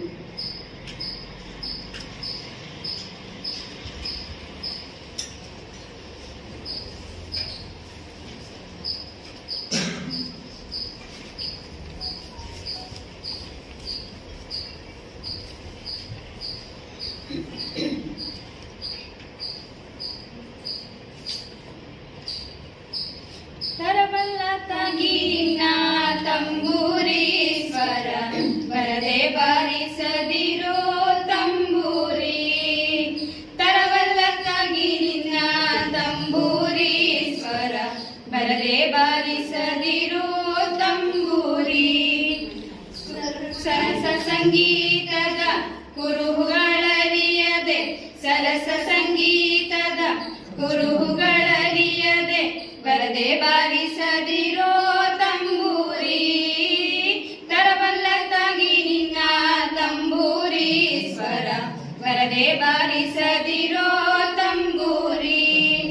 ಮರಳಿ ದನಿಯೊಳು ತಂಬೂರಿಯಾದ ತಿದ್ದಿ ನುಡಿಸಬೇಕೋ ತಂಬೂರಿ. ಮರಳಿ ದನಿಯೊಳು ತಂಬೂರಿಯಾದ ತಿದ್ದಿ ನುಡಿಸಬೇಕೋ ತಂಬೂರಿ. ಸಿದ್ಧ ಸಾಧಕರ ವಿದ್ಯೆಗೆ ಬದಗುವ, ಸಿದ್ಧ ಸಾಧಕರ ವಿದ್ಯೆಗೆ ಬದಗುವ ಬುದ್ಧಿವಂತಿಗೆ ತಕ್ಕ ತಂಬೂರಿ. ತರಬಲ್ಲ ತಾಗಿ ನಿನ್ನ ಬರದೆ ಬಾರಿಸದಿರೋ ತಂಬೂರಿ ಹಸನದ ಮ್ಯಾಳಕ್ಕೆ ತಂಬೂರಿ ಇದು ಹಸನದ ಮ್ಯಾಳಕ್ಕೆ ತಂಬೂರಿ ಇದು ಕುಶಲರಿಗೊಪ್ಪುವ ತಂಬೂರಿ ಹಸನದ ಮ್ಯಾಳಕ್ಕೆ ತಂಬೂರಿ ಇದು ಕುಶಲರಿಗೊಪ್ಪುವ ತಂಬೂರಿ ಶಿಶುನಾಳ ಶ್ರೀಶನ ಓದುವ ಪುರಾಣದಿ ಶಿಶುನಾಳ ಶ್ರೀಶನ ಓದು ಪುರಾಣದಿ ಹಸನಾಗಿ ಬಾರಿಸೋ ತಂಬೂರಿ ತರವಲ್ಲ ತಾಗಿ ನಿನ್ನ ತಂಬೂರಿ ಸ್ವರ ಬರದೆ ಬಾರಿಸದಿರೋ ತಂಬೂರಿ ತರವಲ್ಲ ತಾಗಿ ನಿನ್ನ ತಂಬೂರಿ ಸ್ವರ ಬರದೆ ಬಾರಿಸದಿರೋ ತಂಬೂರಿ ಬರದೆ ಬಾರಿಸದಿರೋ ತಂಬೂರಿ.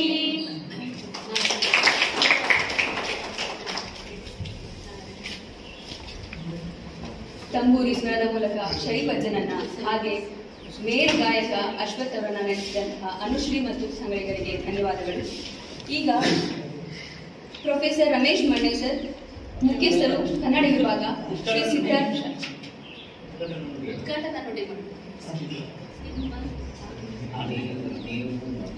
ಡಾಕ್ಟರ್ ಎಸ್ ಬಾಲಾಜಿ, ರಾಜ್ಯಾಧ್ಯಕ್ಷರು ಕನ್ನಡ ಜಾನಪದ ಪರಿಷತ್ ಬೆಂಗಳೂರು, ಇವರಿಂದ ಉದ್ಘಾಟನಾ ನುಡಿ.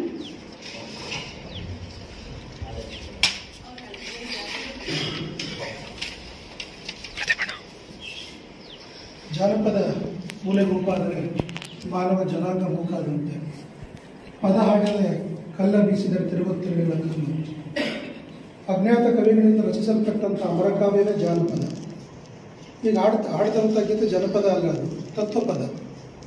ವಿಶ್ವನಾಥ್ ಶರೀಫ್ ರಚನೆ ಮಾಡಿರ್ತಕ್ಕಂಥ, ಯಾರಾದರೂ ಅದನ್ನು ರಚನೆ ಮಾಡಿಬಿಟ್ರೆ ಜನಪದಕ್ಕೆ ಸೇರಲ್ಲ. ಅಜ್ಞಾತ ಕವಿಗಳು, ಅದಕ್ಕೆ ಫಿಲಮ್ ಅವ್ರು ನಮ್ಮ ಹಾಡುಗಳನ್ನೆಲ್ಲ ಉಪಯೋಗಿಸ್ಕೊಳ್ತಾರೆ. ಯಾರು ಅಪ್ಪ ಅಮ್ಮ ಇಲ್ಲ ಜನಪದಕ್ಕೆ, ಅದು ಫಿಲಮ್ ಅವರೆಲ್ಲ ಈಸಿಯಾಗಿ ತೊಗೊಂಡ್ಬಿಡ್ತಾರೆ. ತತ್ವಪದ ಅಂದರೆ ಯಾರೋ ಬರೆದ್ಬಿಟ್ಟಿರ್ತಾರೆ ಅದನ್ನ ಅಲ್ವಾ. ಜನಪದ ಶೈಲಿ ಗೀತೆಗಳು, ಎಷ್ಟೊಂದು ಜನ ಗುರುರಾಜ್ ಹೊಸಕೋಟೆ ಅವ್ರ ಗೀತೆಗಳನ್ನೆಲ್ಲ ಜನಪದ ಅಂತಾರೆ. ಜನಪದ ಅಲ್ಲ, ಅದರ ಜನಪದ ಶೈಲಿಯ ಗೀತೆಗಳಷ್ಟೇ. ತಾಯಿ ಸತ್ತ ಮೇಲೆ ತವರಿಗೆ ಎಂದು ಹೋಗಬಾರ್ದು, ಜನಪದ ಶೈಲಿಯಿದೆ ಅದು. It is not a folk song. ಬರೆದ್ಬಿಟ್ಟಿದ್ದಾರೆ ಯಾರೋ, ಬರೆದಂಥ ಹಾಡುಗಳು ಯಾವುದು ಜಾನಪದ ಆಗುತ್ತೆ. ಅದರಿಂದ ನಿಮ್ಗೆ ಅದು ಗೊತ್ತಿರಲಿ. ಯಾಕಂದರೆ ನೀವು ನೆಕ್ಸ್ಟ್ ಟೀಚರ್ಸ್ ಎಲ್ಲ ಮಕ್ಕಳಿಗೆ ಪಾಠ ಮಾಡಬೇಕಲ್ಲ, ಅದರಿಂದ ನಿಮ್ಗೆ ಅದೊಂದು ಗೊತ್ತಿರಲಿ ಅಂತ ಹೇಳ್ತಾ, ಕರ್ನಾಟಕದಲ್ಲಿ ಸುಮಾರು 257 ನೃತ್ಯ ಕಲೆಗಳಿದೆ, 52 ಪದಗಳಿದೆ, 5 ಮಹಾಕಾವ್ಯಗಳಿದೆ, 63 ಖಂಡಕಾವ್ಯಗಳು, ಬಿಡಿಕಾವ್ಯಗಳಿದೆ. ಇಷ್ಟು ಕಾವ್ಯಗಳನ್ನು ಸಹ ನಾವು ಈ ಲಾಕ್ಡೌನಲ್ಲಿ 63 ಕಾವ್ಯಗಳನ್ನ ಮರುಚಿಂತನೆ ಮಾಡಿದ್ವಿ. ಪರಂಪರೆ ಅಂತ ಒಂದು ಕಾರ್ಯಕ್ರಮದ ಅಡಿಯಲ್ಲಿ ಹಂಪೆ ವಿಶ್ವವಿದ್ಯಾಲಯದ ಡಾಕ್ಟರ್ ಚಲುವರಾಜ್ ಅವರು ಅದರ ಮರುಚಿಂತನೆ ಮಾಡಿದ್ವಿ. ಎಲ್ಲ ಬಹಳಷ್ಟು ಎಷ್ಟು ಕಾವ್ಯಗಳನ್ನ ಎಷ್ಟೋ ಜನ ಕೇಳೇ ಇರಲಿಲ್ಲ. ಅದನ್ನೆಲ್ಲ ಈಗ ಆನ್ಲೈನಲ್ಲಿ ನಮ್ಮದು ಜನಪದ TV ಅಂತಿದೆ, ಅಲ್ಲಿ ಫ್ರೀ ಇದ್ದಾಗ ಅದನ್ನು ನೋಡ್ಬೋದು. ಅಪ್ಲೋಡ್ ಮಾಡಿದ್ದೀವಿ. ಅದರಲ್ಲಿ ಸುಮಾರು 2000 ಹಾಡುಗಳಿದೆ. ಅದ್ರ ಜೊತೆಗೆ ಇಂಥ ಖಂಡಕಾವ್ಯಗಳು, ಮಹಾಕಾವ್ಯಗಳ ಬಗ್ಗೆ ಮರುಚಿಂತನೆ ಆಗ್ತಾ ಇರಬೇಕಾಗಲ್ಲ ಅಂತೇಳಿ ಅದನ್ನು ಮರುಚಿಂತನೆ ಮಾಡ್ತಕ್ಕಂಥದ್ದನ್ನೆಲ್ಲ ಅಪ್ಲೋಡ್ ಮಾಡಿದ್ದೀವಿ. ವಿಶ್ವ ಜಾನಪದ ದಿನಾಚರಣೆ ಆಗಸ್ಟ್ 22, ವಿಶ್ವ ಬುಡಕಟ್ಟು ದಿನಾಚರಣೆ ಆಗಸ್ಟ್ 9. ಭಾಳ ಲೇಟ್ ಆಯಿತು, ಆದರೂ ಮಾಡ್ತಿದ್ದೀವಿ. ತುಮಕೂರಿನಲ್ಲಿ ನಮ್ಮ ಜಿಲ್ಲಾಧ್ಯಕ್ಷರು ಮತ್ತು ರಂಗಸ್ವಾಮಿಯವರು ಭಾಳ ಕ್ರಿಯಾಶೀಲರಾಗಿದ್ದಾರೆ. ತುಮಕೂರಿನ ಅಧ್ಯಕ್ಷರು ಮಾಡಬೇಕಾದಾಗ ಇವ್ರು ಕನ್ನಡ ಸಬ್ಜೆಕ್ಟೆಲ್ಲ ಇವ್ರನ್ನ ಯಾಕೆ ಮಾಡ್ತಿದ್ದೀರಾ ಅಂತ ಸ್ಟಾರ್ಟಿಂಗಲ್ಲಿ ನಮಗೆ ಕೇಳಿದ್ರು. ತುಮಕೂರು ಅಧ್ಯಕ್ಷ ಪರಿಚಯ ಇರಲಿಲ್ಲ. ಎಲ್ಲ ಕಡೆ ಕನ್ನಡದವ್ರನ್ನ ಮಾಡಿದ್ದೀವಿ. ಎಲ್ಲ ಅಸಿಸ್ಟೆಂಟ್ ಪ್ರೊಫೆಸರ್ ಮತ್ತು ಅಸೋಸಿಯೇಟ್ ಪ್ರೊಫೆಸರ್ ಸರ್ಕಾರಿ ಕಾಲೇಜವ್ರನ್ನ ಜಾಸ್ತಿ ಮಾಡಿದ್ದೀವಿ. ಯಾಕಂದರೆ 1 ಲಕ್ಷದ ಮೇಲೆ ಪೇಮೆಂಟ್ ಇಲ್ಲ, ದುಡ್ಡು ಕೇಳಲ್ಲ. ನನ್ನ ಅನುದಾನ ಇಲ್ಲದ ಸಂಸ್ಥೆ ನಂದು, ಅದರಿಂದ ನಮ್ಮ ದುಡ್ಡು ಕೇಳಬಾರ್ದು ಅಂತೇಳಿ ಅಸೋಸಿಯೇಟ್ ಪ್ರೊಫೆಸರ್ಸು ಅಸಿಸ್ಟೆಂಟ್ ಪ್ರೊಫೆಸರ್ಸ್ನೇ ಮಾಡಿದ್ವಿ. 31 ಜಿಲ್ಲೆಗಳಲ್ಲಿ 22 ಜಿಲ್ಲೆಗಳು ಅವ್ರನ್ನೇ ಮಾಡಿದ್ದೀವಿ. ಮಿಕ್ಕಿದ್ದವರು ಸರ್ಕಾರಿ ಶಾಲಾ ಶಿಕ್ಷಕರನ್ನೇ ಮಾಡಿದ್ದೀವಿ. 1-2 ಜಿಲ್ಲೆ ಅಡ್ವೊಕೇಟ್ಸ್ ಮಾಡಿದ್ದೀವಿ, ಇನ್ನೊಂದು 2 ಜಿಲ್ಲೆ ಅಕಾಡೆಮಿ ಸದಸ್ಯರು ಅಂತವ್ರು ಮಾಡಿದ್ದೀವಿ. ರಾಜ್ಯದಲ್ಲಿ ಬಹುತೇಕ ಜನಪದಕ್ಕೋಸ್ಕರ ಕೆಲಸ ಮಾಡಿ 6 ವರ್ಷಗಳಲ್ಲಿ 5350ಕ್ಕಿಂತ ಹೆಚ್ಚಿನ ಕಾರ್ಯಕ್ರಮ ಮಾಡಿದಂಥ ಏಕೈಕ ಸಂಸ್ಥೆ ಅಂದರೆ ಕನ್ನಡ ಜಾನಪದ. ಸರ್ಕಾರದ ಯಾವ ಅನುದಾನವೂ ತಗೊಳ್ಳಿಲ್ಲ. ಹೆಚ್ಚು ಮಠಾಧೀಶರ ಮೇಲೆ ಅವಲಂಬನ ಆದ್ವಿ. ಹಿಂದೆ ರಾಜಾಶ್ರಯ ಇರ್ತಿತ್ತು, ಈಗ ಮಠದಾಶ್ರಯ. ಉತ್ತರ ಕರ್ನಾಟಕದ ಪ್ರತಿಯೊಂದು ಎಲ್ಲ ಕಡೆನೂ ತಾಲೂಕು ಗೌರವಾಧ್ಯಕ್ಷರಾಗಿ ಮಠಗಳನ್ನ ಮಾಡಿದ್ವಿ. ಅವ್ರ ದಾಸೋಹ ಸಿಕ್ತು, ಅವರಲ್ಲಿರ್ತಕ್ಕಂಥ ವಿದ್ಯಾರ್ಥಿ ಸಮೂಹ ಸಿಕ್ತು. ಅದರ ಜೊತೆಗೆ ಹೆಚ್ಚು ಮೊರಾರ್ಜಿ ಶಾಲೆಗಳು, ನವೋದಯ ಶಾಲೆಗಳನ್ನ ಟಾರ್ಗೆಟ್ ಮಾಡಿದ್ವಿ. ಸರ್ಕಾರದ ಎಲ್ಲ ಇಲಾಖೆಗಳಿಂದ ಒಂದು ಸುತ್ತೋಲೆ ಹೊರಡಿಸ್ತೀವಿ. ಈ ಥರ ಕನ್ನಡ ಜಾನಪದ ಪರಿಷತ್ತಿನ ಕಾರ್ಯಕ್ರಮಗಳಿಗೆ ಸಾರ್ವಜನಿಕ ಶಿಕ್ಷಣ ಇಲಾಖೆ, ಪದವಿ ಪೂರ್ವ ಶಿಕ್ಷಣ ಇಲಾಖೆ, ಕಾಲೇಜು ಶಿಕ್ಷಣ ಇಲಾಖೆ, ತಾಂತ್ರಿಕ ಶಿಕ್ಷಣ ಇಲಾಖೆ, ಸಮಾಜ ಕಲ್ಯಾಣ ಇಲಾಖೆಗಳಿಂದ ಹಾಸ್ಟೆಲ್ಗಳಲ್ಲಿ ಮತ್ತು ಶಾಲಾ ಕಾಲೇಜುಗಳಲ್ಲಿ ಇವರಿಗೆ ಅವಕಾಶ ಮಾಡಿಕೊಡಿ ಅಂತ ಒಂದು ಆರ್ಡರ್ ಮಾಡಿಸಿ. ಅದರಿಂದ ಏನಾಯಿತು, ಈಸಿ ಆಯಿತು. ನವೋದಯ ಶಾಲೆಗಳಲ್ಲಿ ಮೈಕ್ ಎಲ್ಲ ಇರುತ್ತೆ ಮತ್ತು ಅವ್ರದ್ದು ಊಟನೂ ಅಲ್ಲೇ ಇರುತ್ತೆ. ಮೊರಾರ್ಜಿ ಶಾಲೆಯಲ್ಲಿ ಹಂಗೆ ಇರ್ತಿತ್ತು. ಹೆಚ್ಚಿನ ದೊಡ್ಡ ದೊಡ್ಡ ಕಾಲೇಜುಗಳಲ್ಲಿ ಅವ್ರದ್ದೇ ಕ್ಯಾಂಟೀನ್ಸ್ ಇರ್ತದೆ ಮತ್ತು ನಾವು ಸಣ್ಣ ಸಣ್ಣ ಕಾರ್ಯಕ್ರಮ ಮಾಡಲಿಕ್ಕಾಯಿತು. ಅಷ್ಟಕ್ಕೆ ಸೀಮಿತ ಆಗಿಲ್ಲ. ನಾವು ರಾಜ್ಯದಲ್ಲಿ 14 ಸಮ್ಮೇಳನಗಳನ್ನ ಮಾಡಿದ್ವಿ. ಸಮ್ಮೇಳನ ಅಂದರೆ ಸುಮ್ಮನೆ 1,000 2,000 ಅಲ್ಲ, 7,000 ಜನ ಸೇರಿಸಿ ಸಾಲೋಟಿಗೆ ಒಂದು ಸಮ್ಮೇಳನ ಮಾಡಿದ್ವಿ. ನಿಮ್ಗೆ ಗೊತ್ತಿರಬೇಕು, ಕರ್ನಾಟಕದಲ್ಲಿ ಮೊದಲನೇ ಜನಪದದ ಕೂಗು ಕೊಟ್ಟವರು, ಜನಪದದ ದನಿ ಎತ್ತದವರು ಅಳಸಂಗಿ ಗೆಳೆಯರು. ಮಧು ಚೆನ್ನ, ಗುಲಾಸ, ಸುಂಕಿಲಿಂಗಣ್ಣ ಅವ್ರ ಊರಿಗೆ ಹೋದ್ವಿ. ಅವ್ರ ಮಕ್ಕಳು ಮರಿಮಕ್ಕಳು ಬದುಕಿದ್ರು, ಅವರೆಲ್ಲ ಸೇರಿಸ್ಕೊಂಡ್ವಿ. ಸಾಲೋಟಿಗೆ ಅದ್ಭುತವಾದ ಸಮ್ಮೇಳನ ಮಾಡಿದ್ವಿ. ಹೇಳಿದ್ವಿ ನಮ್ಮ ತಾಲೂಕು ಜಿಲ್ಲಾಧ್ಯಕ್ಷರಿಗೆ, ಒಂದು ಸ್ಕೂಲ್ ಮಕ್ಕಳು ಇರಬಾರ್ದಲ್ಲಿ, ಬರೀ ಕಲಾವಿದರು ಸೇರಿರ್ಬೇಕಂತ. 7,000 ಜನ ಕಲಾವಿದರು ಸೇರಿದ್ರು. ವಿಜಯವಾಣಿಯನ್ನು ಬರೀತಾನೆ 4,000ಗಿಂತ ಹೆಚ್ಚು ಮುತ್ತೈದರು ಕಾರ್ಯಕ್ರಮದಲ್ಲಿ ಸೇರಿದಂಥ ಐತಿಹಾಸಿಕ ಕಾರ್ಯಕ್ರಮ ಇದು. ತರೀಕೆರೆ ಸಮ್ಮೇಳನ ಬಿಟ್ಟರೆ 2ನೇ ದೊಡ್ಡ ಸಮ್ಮೇಳನ ಇದು ಅಂತ ಹೇಳಿ ಬರೀತಾರೆ. ಆ ಸಮ್ಮೇಳನದಲ್ಲಿ ನಮಗೆ ಅವಕಾಶನೇ ಕೊಡೋಕ್ಕಾಗಿಲ್ಲ ಕಲಾವಿದರು ಅಂದರೆ ದುಡ್ಡುಗೋಸ್ಕರ ಬರ್ತಾರೆ ಅಂತ ಸರ್ಕಾರ ಎಲ್ಲರೂ ತಿಳ್ಕೊಂಡಿದ್ರು. ಬಟ್ ನಾವು ಅಂಥ ಕಲಾವಿದರು ಟಚ್ ಇನ್ಸ್ಪೆಂಟ್ ಅಥವಾ ಹೊಸ ಸಂಸ್ಕೃತಿ ಕಲಾವಿದರು ಟಚ್ ಮಾಡಿ ಮೂಲ ಕಲಾವಿದರು. ತಾಯಂದರು ಬುದ್ಧಿ ಕಟ್ಕೊಂಡು ಮನೆಗೆ ಬಂದಿದ್ರು. ನಮಗೇನೆ ಅವ್ರ ಕಂಪ್ನಿನ ಒದಿಸ್ಬಿಟ್ಟು, ಅವ್ರ ಕೌದಿನ ಒದಿಸ್ಬಿಟ್ಟು ನಮಗೇನೆ ಇಷ್ಟು ಗಿಫ್ಟ್ ಕೊಟ್ಟು ಕಳಿಸಿದ್ರು. ತರಕ್ಕಾಗದಿರೋಷ್ಟು ಗಿಫ್ಟ್. ಕಲಾವಿದರಲ್ಲಿ ಭಿಕ್ಷಕರಲ್ಲ, ಅವರೆಲ್ಲ ಸಾಮ್ರಾಟರು. ಅವರೇ ನಮ್ಗೆ ಗಿಫ್ಟ್ ಕೊಟ್ಟು ಕಳಿಸ್ತಾರೆ ಯೋಚನೆ ಮಾಡಿ. ಇಲ್ಲಿ ಯಾರೋ ಒಂದಷ್ಟು ಕಲಾವಿದರು ಅಧಿಕಾರಿಗಳು ಸುತ್ತೊಡ್ಕೊಂಡು ದುಡ್ಡುಗೋಸ್ಕರ ಇರ್ತಕ್ಕಂಥವ್ರು ಅವ್ರ ಕಲಾವಿದರು ಅಂತ ಹೇಳಲಿಕ್ಕಾಗಲ್ಲ. ಅವರೆಲ್ಲ ಸಾಂಸ್ಕೃತಿಕ ದಳ್ಳಾಳಿಗಳು. ನೈಜ ಕಲಾವಿದರು ದುಡ್ಡಿಂದ ಹೋಗಲ್ಲ, ಯಾರ ಹತ್ರ ಅಪೇಕ್ಷೆ ಮಾಡಲ್ಲ, ಅವರೇ ಕೊಡ್ತಕ್ಕಂಥವ್ರು ಆಗ್ತಾರೆ. ಅದಕ್ಕೆ ನಿನ್ನೆ ನಾವು ಸಿಂದಗಿಲಿ ಒಂದು ಸಮ್ಮೇಳನ ಮಾಡಿದ್ವಿ. 2 ಯೂನಿವರ್ಸಿಟಿ ವೈಸ್ ಚಾನ್ಸಲರ್ ಕರೆಸಿದ್ವಿ. ಅವ್ರಿಗೆ ಆಶ್ಚರ್ಯ. ಚಿಕ್ಕಮಗಳೂರಲ್ಲಿ ಒಂದು ಸಮ್ಮೇಳನ ಮಾಡಿದ್ವಿ. ಮೋಹನ್ ಅಳ್ಳುವರು ಬಂದು ನೋಡಿದ್ರು, ಹೇಗೆ ಮಾಡ್ಲಿಕ್ಕೆ ಸಾಧ್ಯ ನಿಮ್ಗೆ ಇರಲ್ಲ, ಇಷ್ಟು ದೊಡ್ಡ ಸಮ್ಮೇಳನ, ಬೆಳ್ಳಿ ರಥದ ಮೆರವಣಿಗೆ, 100 ಕಲಾ ತಂಡಗಳನ್ನ ಕರೆಸಿದ್ರೆ ಹೇಗೆ ಸಾಧ್ಯ ಅಂತ ಕೇಳಿದ್ರು. ಬರೀ ದುಡ್ಡಿದ್ರೆ ಮಾತ್ರ ಸಾಧ್ಯ ಆಗುತ್ತೆ ಅನ್ನೋದು ಸುಳ್ಳು. ಅದನ್ನು ನಾವು ನಿರೂಪಿಸಿ ತೋರಿಸಿದ್ದೀವಿ ರಾಜ್ಯದಲ್ಲಿ. ನಮ್ಮ ಇತಿಮಿತಿಯಲ್ಲಿ ನಾವು ಇಡೀ ರಾಜ್ಯದಲ್ಲಿ ಕಾರ್ಯಕ್ರಮ ಮಾಡೋದ್ರ ಜೊತೆಗೆ ಹೆಣ್ಣು ಮಕ್ಕಳು ವಿಶೇಷವಾಗಿ ಒಂದು ಹೊಸ ಕಾರ್ಯಕ್ರಮ ರೂಪಿಸ್ತೀವಿ. ಹೆಣ್ಣು ಮಕ್ಕಳು ಇತ್ತೀಚಿನ ದಿನಗಳಲ್ಲಿ ಜಡೆ ಬಿಡೋದು ಕಡಿಮೆ ಆಗಿದ್ದಕ್ಕೋಸ್ಕರ ರಾಜ್ಯ ಮಟ್ಟದಲ್ಲಿ ಜಡೆ ಎಳೆಯೋ ಕಾರ್ಯಕ್ರಮ ಮಾಡಿದ್ವಿ. ಹೇಗೆ ಜಡೆ ಎಳಿಬೇಕು ಅಂತ ಒಂದು ಗೈಡ್ಲೈನ್ಸ್ ಮಾಡಿದ್ವಿ. ಹೊಸ ಇದು ಪರಿಕಲ್ಪನೆ. ಒಂದು 10 ಥರ ಜಡೆ ಎಳೆಯೋಕ್ಕೆ ಒಂದು ಊರಿದೆ ಕನಕಪುರ ಹತ್ರ. ಹಳ್ಳಿಯವರು ಭಾಳ ಚೆನ್ನಾಗಿ ಜಡೆ ಎಳಿದ್ರು. ಅಲ್ಲೇ ಫಸ್ಟ್ ಕಾರ್ಯಕ್ರಮ ಮಾಡಿದ್ವಿ. ಒಂದು 9 ಥರ ಜಡೆ ಎಳೆದು ಯಾರು ಫಸ್ಟ್ ಪ್ರೈಸ್ ತೊಗೊಳ್ತಾರೋ ಅವ್ರಿಗೊಂದು ಕ್ಯಾಶ್ ಪ್ರೈಸ್ ಇಟ್ವಿ. ಅಂದರೆ ಅದೇನೊಂದು ಜಾಗೃತಿ. ಈಗ ಮುದ್ದೆ ತಿನ್ನೋ ಸ್ಪರ್ಧೆ ಯಾಕೆ ಮಾಡಿದ್ವಿ? ಮುದ್ದೆ ತಿನ್ಬೇಕಂತಲ್ಲ, ನಮ್ಮ ಜನಪದ ಆಹಾರದ ಬಗ್ಗೆ ಅವ್ರ ಒಲಿವು ಬರಲಿ, ಅದ್ರ ಬಗ್ಗೆ ಆಸಕ್ತಿ ಬರಲಿ, ಪ್ರೀತಿ ಬರಲಿ ಅಂತ. ಅದರ ಜೊತೆಗೆ ಒಂದಷ್ಟು ಹಳ್ಳಿ ಆಟಗಳನ್ನ ಆಡ್ಸೋಕ್ಕೆ ಸ್ಟಾರ್ಟ್ ಮಾಡಿದ್ವಿ. ಕುಂಟೆನಲ್ಲೇ ರಂಗೋಲಿ ಬಗ್ಗೆ ಹೆಚ್ಚಿನ ಆಸಕ್ತಿ ವಹಿಸಿ ಒಂದಷ್ಟು ಮಾಡಿದ್ವಿ. ಮರ್ಕೋತಿ ಆಟಗಳು. ಅದರ ಜೊತೆಗೆ ಅಷ್ಟಕ್ಕೆ ನಿಲ್ಲಿಲ್ಲ. ನಾವು ಜಿಲ್ಲಾ ಮಟ್ಟಗಳಲ್ಲಿ ಗಾದೆ ಸ್ಪರ್ಧೆ ಮಾಡಿದ್ವಿ. ಅದರಲ್ಲಿ ಗೆದ್ದಂಥ ಇಬ್ಬರನ್ನ ರಾಜ್ಯ ಮಟ್ಟಕ್ಕೆ ಕರ್ಕೊಂಡ್ಬಂದ್ವಿ. ರಾಜ್ಯ ಮಟ್ಟದ ಗಾದೆ ಸ್ಪರ್ಧೆನ ಸರ್ಕಾರಿ ಪ್ರಥಮ ದರ್ಜೆ ಕಾಲೇಜ್, ಹೋಮ್ ಸೈನ್ಸ್ ಕಾಲೇಜು ಹಾಸನದಲ್ಲಿ ಮಾಡಿ ಶಾಸಕರ ಕೈಲಿ ಉದ್ಘಾಟನೆ ಮಾಡಿಸಿದ್ವಿ. ಜಿಲ್ಲೆಯವ್ರ ಕೈಯಲ್ಲಿ ಕ್ಯಾಶ್ ಪ್ರೈಸ್ ಕೊಡ್ಸಿದ್ವಿ. ಒಂದು 15,000 ಕ್ಯಾಶ್ ಪ್ರೈಸ್ ಇಟ್ವಿ. ಅದ್ರ ಜೊತೆಗೆ ನಾವು ಒಗಟು ಸ್ಪರ್ಧೆ ಮಾಡಿದ್ವಿ. ರಾಜ್ಯ ಮಟ್ಟದ ಒಗಟು ಸ್ಪರ್ಧೆ ತರೀಕೆರೆಯಲ್ಲಿ ಮಾಡಿದ್ವಿ. ಒಗಟು ಬಿಡಿಸೋದು, ಒಗಟು ಹೊಡೆಯೋದು, ಒಗಟು ಕಟ್ಟೋದು ಎಲ್ಲ. ವಿಶೇಷವಾಗಿ ಒಗಟಿನಲ್ಲಿ ಯಾರು ಪರಿಣಿತರಿದ್ದಾಗ ರಾಜ್ಯದಲ್ಲಿ ಅವರೆಲ್ಲ ಕರೆಸಿದ್ವಿ. ಭಾಳ ಅದ್ಭುತವಾದ ಕಾರ್ಯಕ್ರಮ. ಯಾಕಂದರೆ ಭಾಳ ವರ್ಷಗಳಿಂದ ಇದನ್ನೆಲ್ಲ ಜನ ಮರ್ತೋಗ್ಬಿಟ್ಟಿದ್ರು. ಅದು ಗೈಡ್ಲೈನ್ಸು ಇರಲಿಲ್ಲ. ಯಾವ ವಿಶ್ವವಿದ್ಯಾಲಯ ಕೇಳಿ ಒಗಟಿಗೆ ಏನಾದ್ರು ಗೈಡ್ಲೈನ್ಸ್ ಮಾಡಿದರೆ ಮಾಡಿಲ್ಲ. ಮೈಸೂರು ವಿವಿ ಆಗಲಿ, ಗುಲ್ಬರ್ಗ ವಿವಿ, ಇಲ್ಲ ಜನಪದ ಇದೆಲ್ಲ ಕೇಳಿದ್ವಿ. ಆಮೇಲೆ ನಾವೇ ಒಂದು ಗೈಡ್ಲೈನ್ಸ್ ರೆಡಿ ಮಾಡಿದ್ವಿ. ಅವ್ರನ್ನೆಲ್ಲ ಕೇಳಿ ಯಾರ ಹತ್ರ ಗೈಡ್ಲೈನ್ಸ್ ಇಲ್ಲ ಆಮೇಲೆ ನಾವು ಅದಕ್ಕೂ ಒಂದು ಗೈಡ್ಲೈನ್ಸ್ ಮಾಡಿದ್ವಿ. ಗಾದೆಗೆ, ಒಗಟಿಗೆ, ಒಡಪಿಗೆ 3ಕ್ಕೂ. ಆ ಸ್ಪರ್ಧೆಗಳು ಮಾಡ್ತಾ ಆಮೇಲೆ ನಾವು ಅಗ್ನಿ ಜಾನಪದ, ಜಲಜಾನಪದ, ವಾಯು ಜಾನಪದದ ಬಗ್ಗೆ ಒಂದಷ್ಟು ಕಾಳಜಿ ವಹಿಸ್ಬೇಕಂತೇಳಿ ರಾಜ್ಯ ಮಟ್ಟದಲ್ಲಿ ಗೋಕರ್ಣ ದೇವಸ್ಥಾನ ಆಯ್ಕೆ ಮಾಡ್ಕೊಂಡಿದ್ವಿ. ಗೋಕರ್ಣದ ರಾಘವೇಶ್ವರ ಶ್ರೀಗಳನ್ನ ಮನವಿ ಮಾಡಿದ್ವಿ. ಸ್ವಾಮಿ, ನಮ್ಮ ಹತ್ರ ದುಡ್ಡಿಲ್ಲ, ಕಾರ್ಯಕ್ರಮ ಮಾಡೋ ಆಸಕ್ತಿ ಇದೆ, ಮತ್ತು ನಮಗೆ ಜಲಜನಪದೋತ್ಸವ ಅಂತ ಒಂದು ಶೀರ್ಷಿಕೆ ಅಡಿಯಲ್ಲಿ ನಾವು ಈ ಸಮುದ್ರ ತೀರದಲ್ಲಿ ಒಂದು ಕಾರ್ಯಕ್ರಮ ಮಾಡಬೇಕು ಅಂತ ಒಪ್ಕೊಂಡ್ರು. ಅವರು ಸುಮಾರು 3 ಲಕ್ಷ ರೂಪಾಯಿ ಅವರೇ ಸ್ಪಾನ್ಸರ್ ಮಾಡಿ ದೇವಸ್ಥಾನದ ವತಿಯಿಂದ ನಮಗೆ ರೂಮ್ಸ್ ಕೊಟ್ಟರು.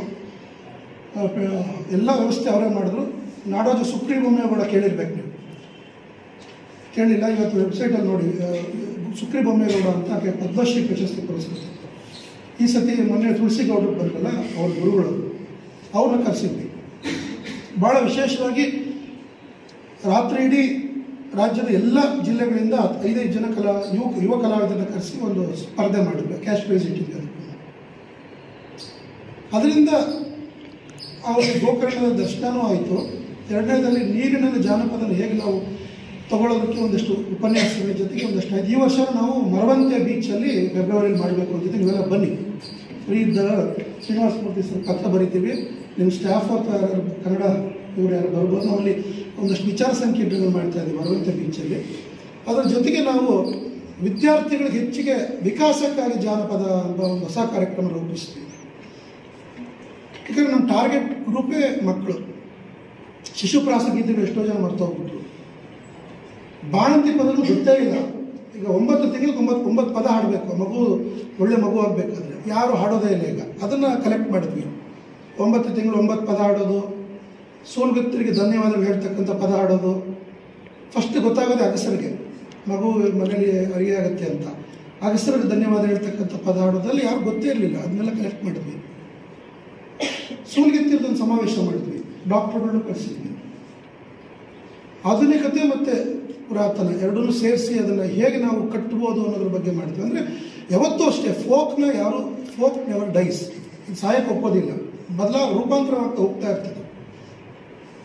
ಅಂಡಮಾನ್ ನಿಕೋಬಾರ್ ದ್ವೀಪದಲ್ಲಿ ಸುನಾಮಿ ಆಯಿತು, ನಿಮಗೆಲ್ಲ ಗೊತ್ತಿರ್ಬೋದು. ಓಕೆ ಅಂತ ಬುಡಕಟ್ಟು ಸಮುದಾಯದವರಿಗೆ ಮೊದಲೇ ಗೊತ್ತಿತ್ತು ಏನೋ ಒಂದು ಆಗುತ್ತೆ ಅಂತ. ಹೇಗೆ? ಇಂಡಿಜಿಯಸ್ ನಾಲೆಜ್ ಇತ್ತು ಅವರಿಗೆ, ಪಾರಂಪರಿಕ ಜ್ಞಾನ. ದಿನಕ್ಕಿಂತ ಹೆಚ್ಚಾಗಿ ಬೀಸ್ತಕ್ಕಂಥ ಗಾಳಿ, ಅಡ್ಸೋಕೆ ಬೀಸ್ತಕ್ಕಂಥ ಮರದ ಇದು ಮತ್ತು ಪಕ್ಷಿ ಪ್ರಾಣಿಗಳ ಕಿರ್ಚಾಟದಿಂದ ಅವ್ರಿಗೆ ಏನೋ ಒಂದು ಆಗುತ್ತೆ ಅವಘಡ ಅಂತೇಳಿ ಬೆಟ್ಟದ ಮೇಲೆ ಒಂದು ನಿಲ್ಲಿಸಿದ್ರು, ಬದುಕಿದ್ರು. ವಿಜ್ಞಾನ ಯಾರು ನಂಬುದು ಅವರಲ್ಲಿ ತೀರ್ಕೊಂಡ್ರು. ಅಂದರೆ ವಿಜ್ಞಾನಕ್ಕಿಂತ ಜಾನಪದ ದೊಡ್ಡದು ಅನ್ನೋದೊಂದು ಸಣ್ಣ ಉದಾಹರಣೆ. ಅದೇ ರೀತಿ ಬಹಳಷ್ಟು ಉದಾಹರಣೆಗಳು ಹೇಳ್ತಾ ಹೋಗ್ಬೋದು. ಬಟ್ ಇವತ್ತು ಸಂಜೆ ಕರ್ಫ್ಯೂ ಇದೆ, ನಾವು ಬೇಗ ಮನೆಗೆ ಹೋಗಬೇಕು, ನೀವು ಬೇಗ ಮನೆಗೆ ಹೋಗಬೇಕು. ಆದ್ದರಿಂದ ಉಪನ್ಯಾಸಗಳು ಮುಂದಿನ ದಿನಗಳಲ್ಲಿ ಮಾಡೋದು. ಮತ್ತು ನನಗೆ ಒಂದು ಆಸೆ ಇತ್ತು, ತುಮಕೂರಿನಲ್ಲಿ ಜಿಲ್ಲಾ ಜಾನಪದ ಸಮ್ಮೇಳನ ಮಾಡೋದು. ಭಾಳ ಒಳ್ಳೆ ಗಡಿನಾಡು ಸಮ್ಮೇಳನ ಮಾಡಿದರು ನಮ್ಮ ಶ್ರೀನಿವಾಸ ಮೂರ್ತಿ ಸರ್ ಮತ್ತು ರಂಗಸ್ವಾಮಿ ಸರ್. ಮತ್ತು ಇವ್ರ ಬಗ್ಗೆ ಅಂತೂ ಇವರು ಒಂದಷ್ಟು ದಿನ ಸ್ವಲ್ಪ ಸ್ಥಗಿತವಾಗಿದ್ರು ಸಹ ಅವ್ರನ್ನ ಯಾಕೆ ಮುಂದುವರಿಸ್ತೀವಿ ಅಂದರೆ ಅವರು ಭಾಳ ಆಸಕ್ತಿಯಿಂದ ಜಾನಪದದಲ್ಲಿ ನಾನು ಮುಂದುವರಿತೀನಿ ಅಂತ ಹೇಳಿದಂಥವ್ರು. ಅದರಿಂದ ಮತ್ತು ಅವ್ರ ಬಗ್ಗೆ ನಮಗೆ ಅಪಾರವಾದಂಥ ಗೌರವ ಇರೋದ್ರಿಂದ ಅವರೇ ಇರ್ತಾರೆ. ನಿಮ್ಮನ್ನೆಲ್ಲ ಇನ್ವಾಲ್ವ್ ಮಾಡ್ಕೊಂಡು ಮುಂದಿನ ದಿನಗಳಲ್ಲಿ ಒಳ್ಳೆಯ ಕಾರ್ಯಕ್ರಮಗಳು ಮಾಡಲಿ ಅಂತ ಅಪೇಕ್ಷಿಸ್ತಾ, ಕಾಲೇಜಿನ ಪ್ರಾಂಶುಪಾಲರು, ಕಾರ್ಯಕ್ರಮದ ಅಧ್ಯಕ್ಷರಾದಂಥ ಲತಾ ಮೇಡಮ್ ಅವರು ಮುಂದಿನ ದಿನಗಳಲ್ಲಿ ಈ ರೋಗಕ್ಕೆ ಮುಂಚೆ ಒಂದಷ್ಟು ಕಾವ್ಯಗಳ ಮರುಚಿಂತನೆ ಮಾಡ್ತಕ್ಕಂಥ ಒಂದು ಕಾರ್ಯಕ್ರಮಗಳ ಜೊತೆಗೆ ಒಂದು ಜನಪದ ಹಬ್ಬ ನಿಮ್ಮ ಕಾಲೇಜಲ್ಲಿ ಮಾಡ್ತಕ್ಕಂಥ ಒಂದು ವ್ಯವಸ್ಥೆ ಆಗಲಿ ಮೇಡಮ್. ನಿಮ್ಮ ಪೂರ್ತಿ ಸಹಕಾರ, ಇದೆಲ್ಲ ಸಹಕಾರ ನಮಗಿರಲಿ ಅಂತ ಹೇಳ್ತಾ, ನಮ್ಮ ಶ್ರೀನಿವಾಸ ಮೂರ್ತಿಯವರ ಗುರುಗಳು, ಈ ಕಾಲೇಜಿನ ಪ್ರಾಧ್ಯಾಪಕರಾದಂಥ ಸಿದ್ದರಾಜ ಸರ್ ಅವರೇ, ಮಣ್ಣೆ ಸರ್ ಅವರೇ, ಕಾಂತಪ್ಪ ಸರ್ ಅವರೇ, ಶ್ರೀನಿವಾಸ ಮೂರ್ತಿ ಸರ್ ಅವರೇ, ಹಾಗೂ ರಂಗಸ್ವಾಮಿ ಸರ್ ಅವರೇ, ಅಶ್ವಥ್ ಸರ್ ಅವರ ಎಲ್ಲ ಇಲ್ಲಿನ ಬೋಧಕೇತರ ವರ್ಗದವರೇ ಹಾಗೂ ಪ್ರಶಿಕ್ಷಣಾರ್ಥಿಗಳೇ, ಒಟ್ಟಾರೆ ನಿಮ್ಮಲ್ಲಿ ಒಂದು ಮನವಿ ಏನಪ್ಪ ಅಂದರೆ, ನೀವು ಶಾಲೆಗಳು ಹೋದ್ಮೇಲೆ ಆ ಮಕ್ಕಳು ನಮ್ಮ ಜನಪದದ ಬಗ್ಗೆ ಒಂದಷ್ಟು ತಿಳಿಸಿ. ಯಾವಾಗಲೂ ಹೇಳ್ತಿದ್ದೆ ಅಳಸಾಗಿ ಗೆಳೆಯರು ಅಂತ. ಮೊದಲನೇ ಪುಸ್ತಕ ತಂದವರು ಅವರೇ, ಗರತಿಯ ಪದಗಳು ಅಂತ ನೆನ್ಪಿಟ್ಕೊಳ್ಳಿ. ಮೊದಲನೇ ಪುಸ್ತಕ ತಂದವರು ಅಳಸಾಗಿ ಗೆಳೆಯರು, ಗರತಿಯ ಪದಗಳು ಅಂತ. ಮೊದಲನೇ PhD ಮಾಡಿದಂಥವರು ಬಾಗಲಕೋಟೆ ಜಿಲ್ಲೆಯ ಡಾಕ್ಟರ್ ಗದಗಿನ ಮಠ, ನೆನ್ಪಿಟ್ಕೊಳ್ಳಿ. ಗದಗಿನ ಮಠನವ್ರು ಮೊದಲನೇ PhD ಮಾಡಿದ್ದಾರೆ. ಇವತ್ತು 300 ಜನರಿಂದ ಹತ್ರ PhD ಮಾಡಿದ್ದಾರೆ. ಕರ್ನಾಟಕದಲ್ಲಿ ಇವತ್ತು ಜನಪದಕ್ಕೋಸ್ಕರ ಇರ್ತಕ್ಕಂಥ ಜನಪದ ವಿಶ್ವವಿದ್ಯಾಲಯ ಇದೆ, ಬಟ್ ಅದು ಸೊರಗ್ತಾ ಇದೆ. ಕಾರಣ ಹೇಳಿದ್ನಲ್ಲ ಅವಾಗಲೇ, ಏನು ಮಾಡೋದು ಬೇಡ, ದುಡ್ಡು ಕೊಡದೇ ಇದ್ದರೆ ಅದು ಸತ್ತೋಗುತ್ತೆ. ಇವಾಗೆಲ್ಲ ಅನುದಾನದ ಮೇಲೆ ನಿಂತಿರ್ತದೆ.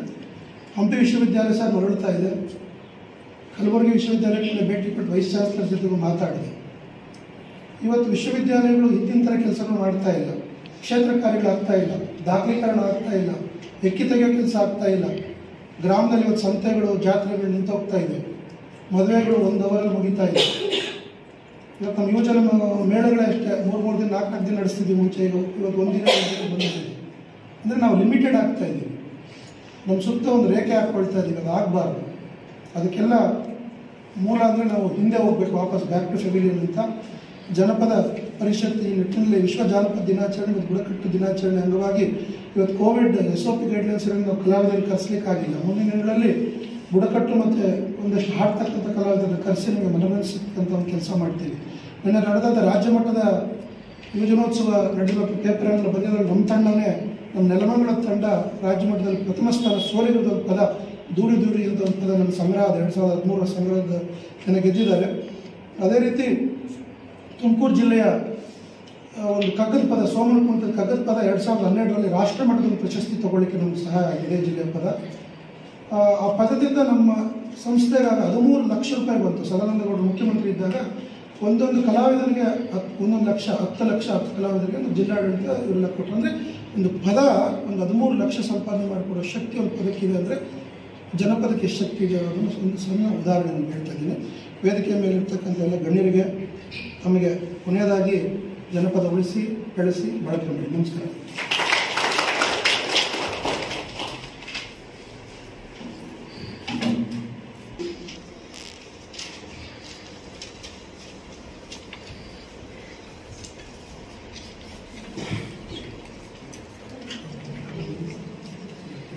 ಸಭೆಗೆ ವಂದಿಸಿ ಕಾರ್ಯಕ್ರಮದ ಅಧ್ಯಕ್ಷತೆಯನ್ನು ವಹಿಸಿಕೊಂಡಿರ್ತಕ್ಕಂಥ ಈ ಕಾಲೇಜಿನ ಪ್ರಾಂಶುಪಾಲರಾದಂಥ ಲತಾ ಮೇಡಮ್ ಅವರಿಗೆ ವಂದಿಸಿ,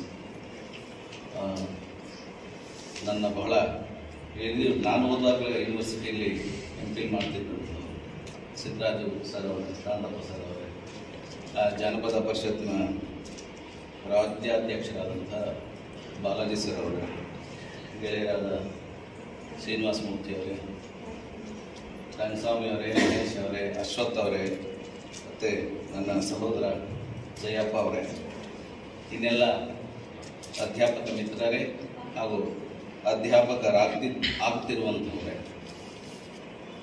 ಈ ದಿವಸ ವಿಶ್ವ ಜಾನಪದ ದಿನಾಚರಣೆಗೆ ಒಂದೆರಡು ಮಾತನಾಡಿ ಹೇಳು.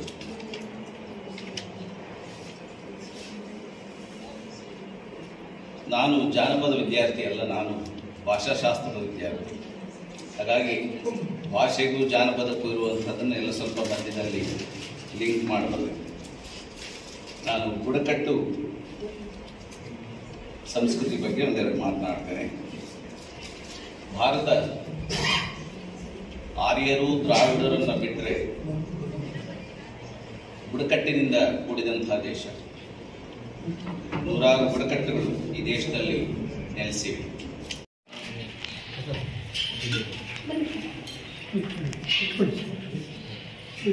ಬನ್ನಿ ಮೇಡಮ್, ಬನ್ನಿ.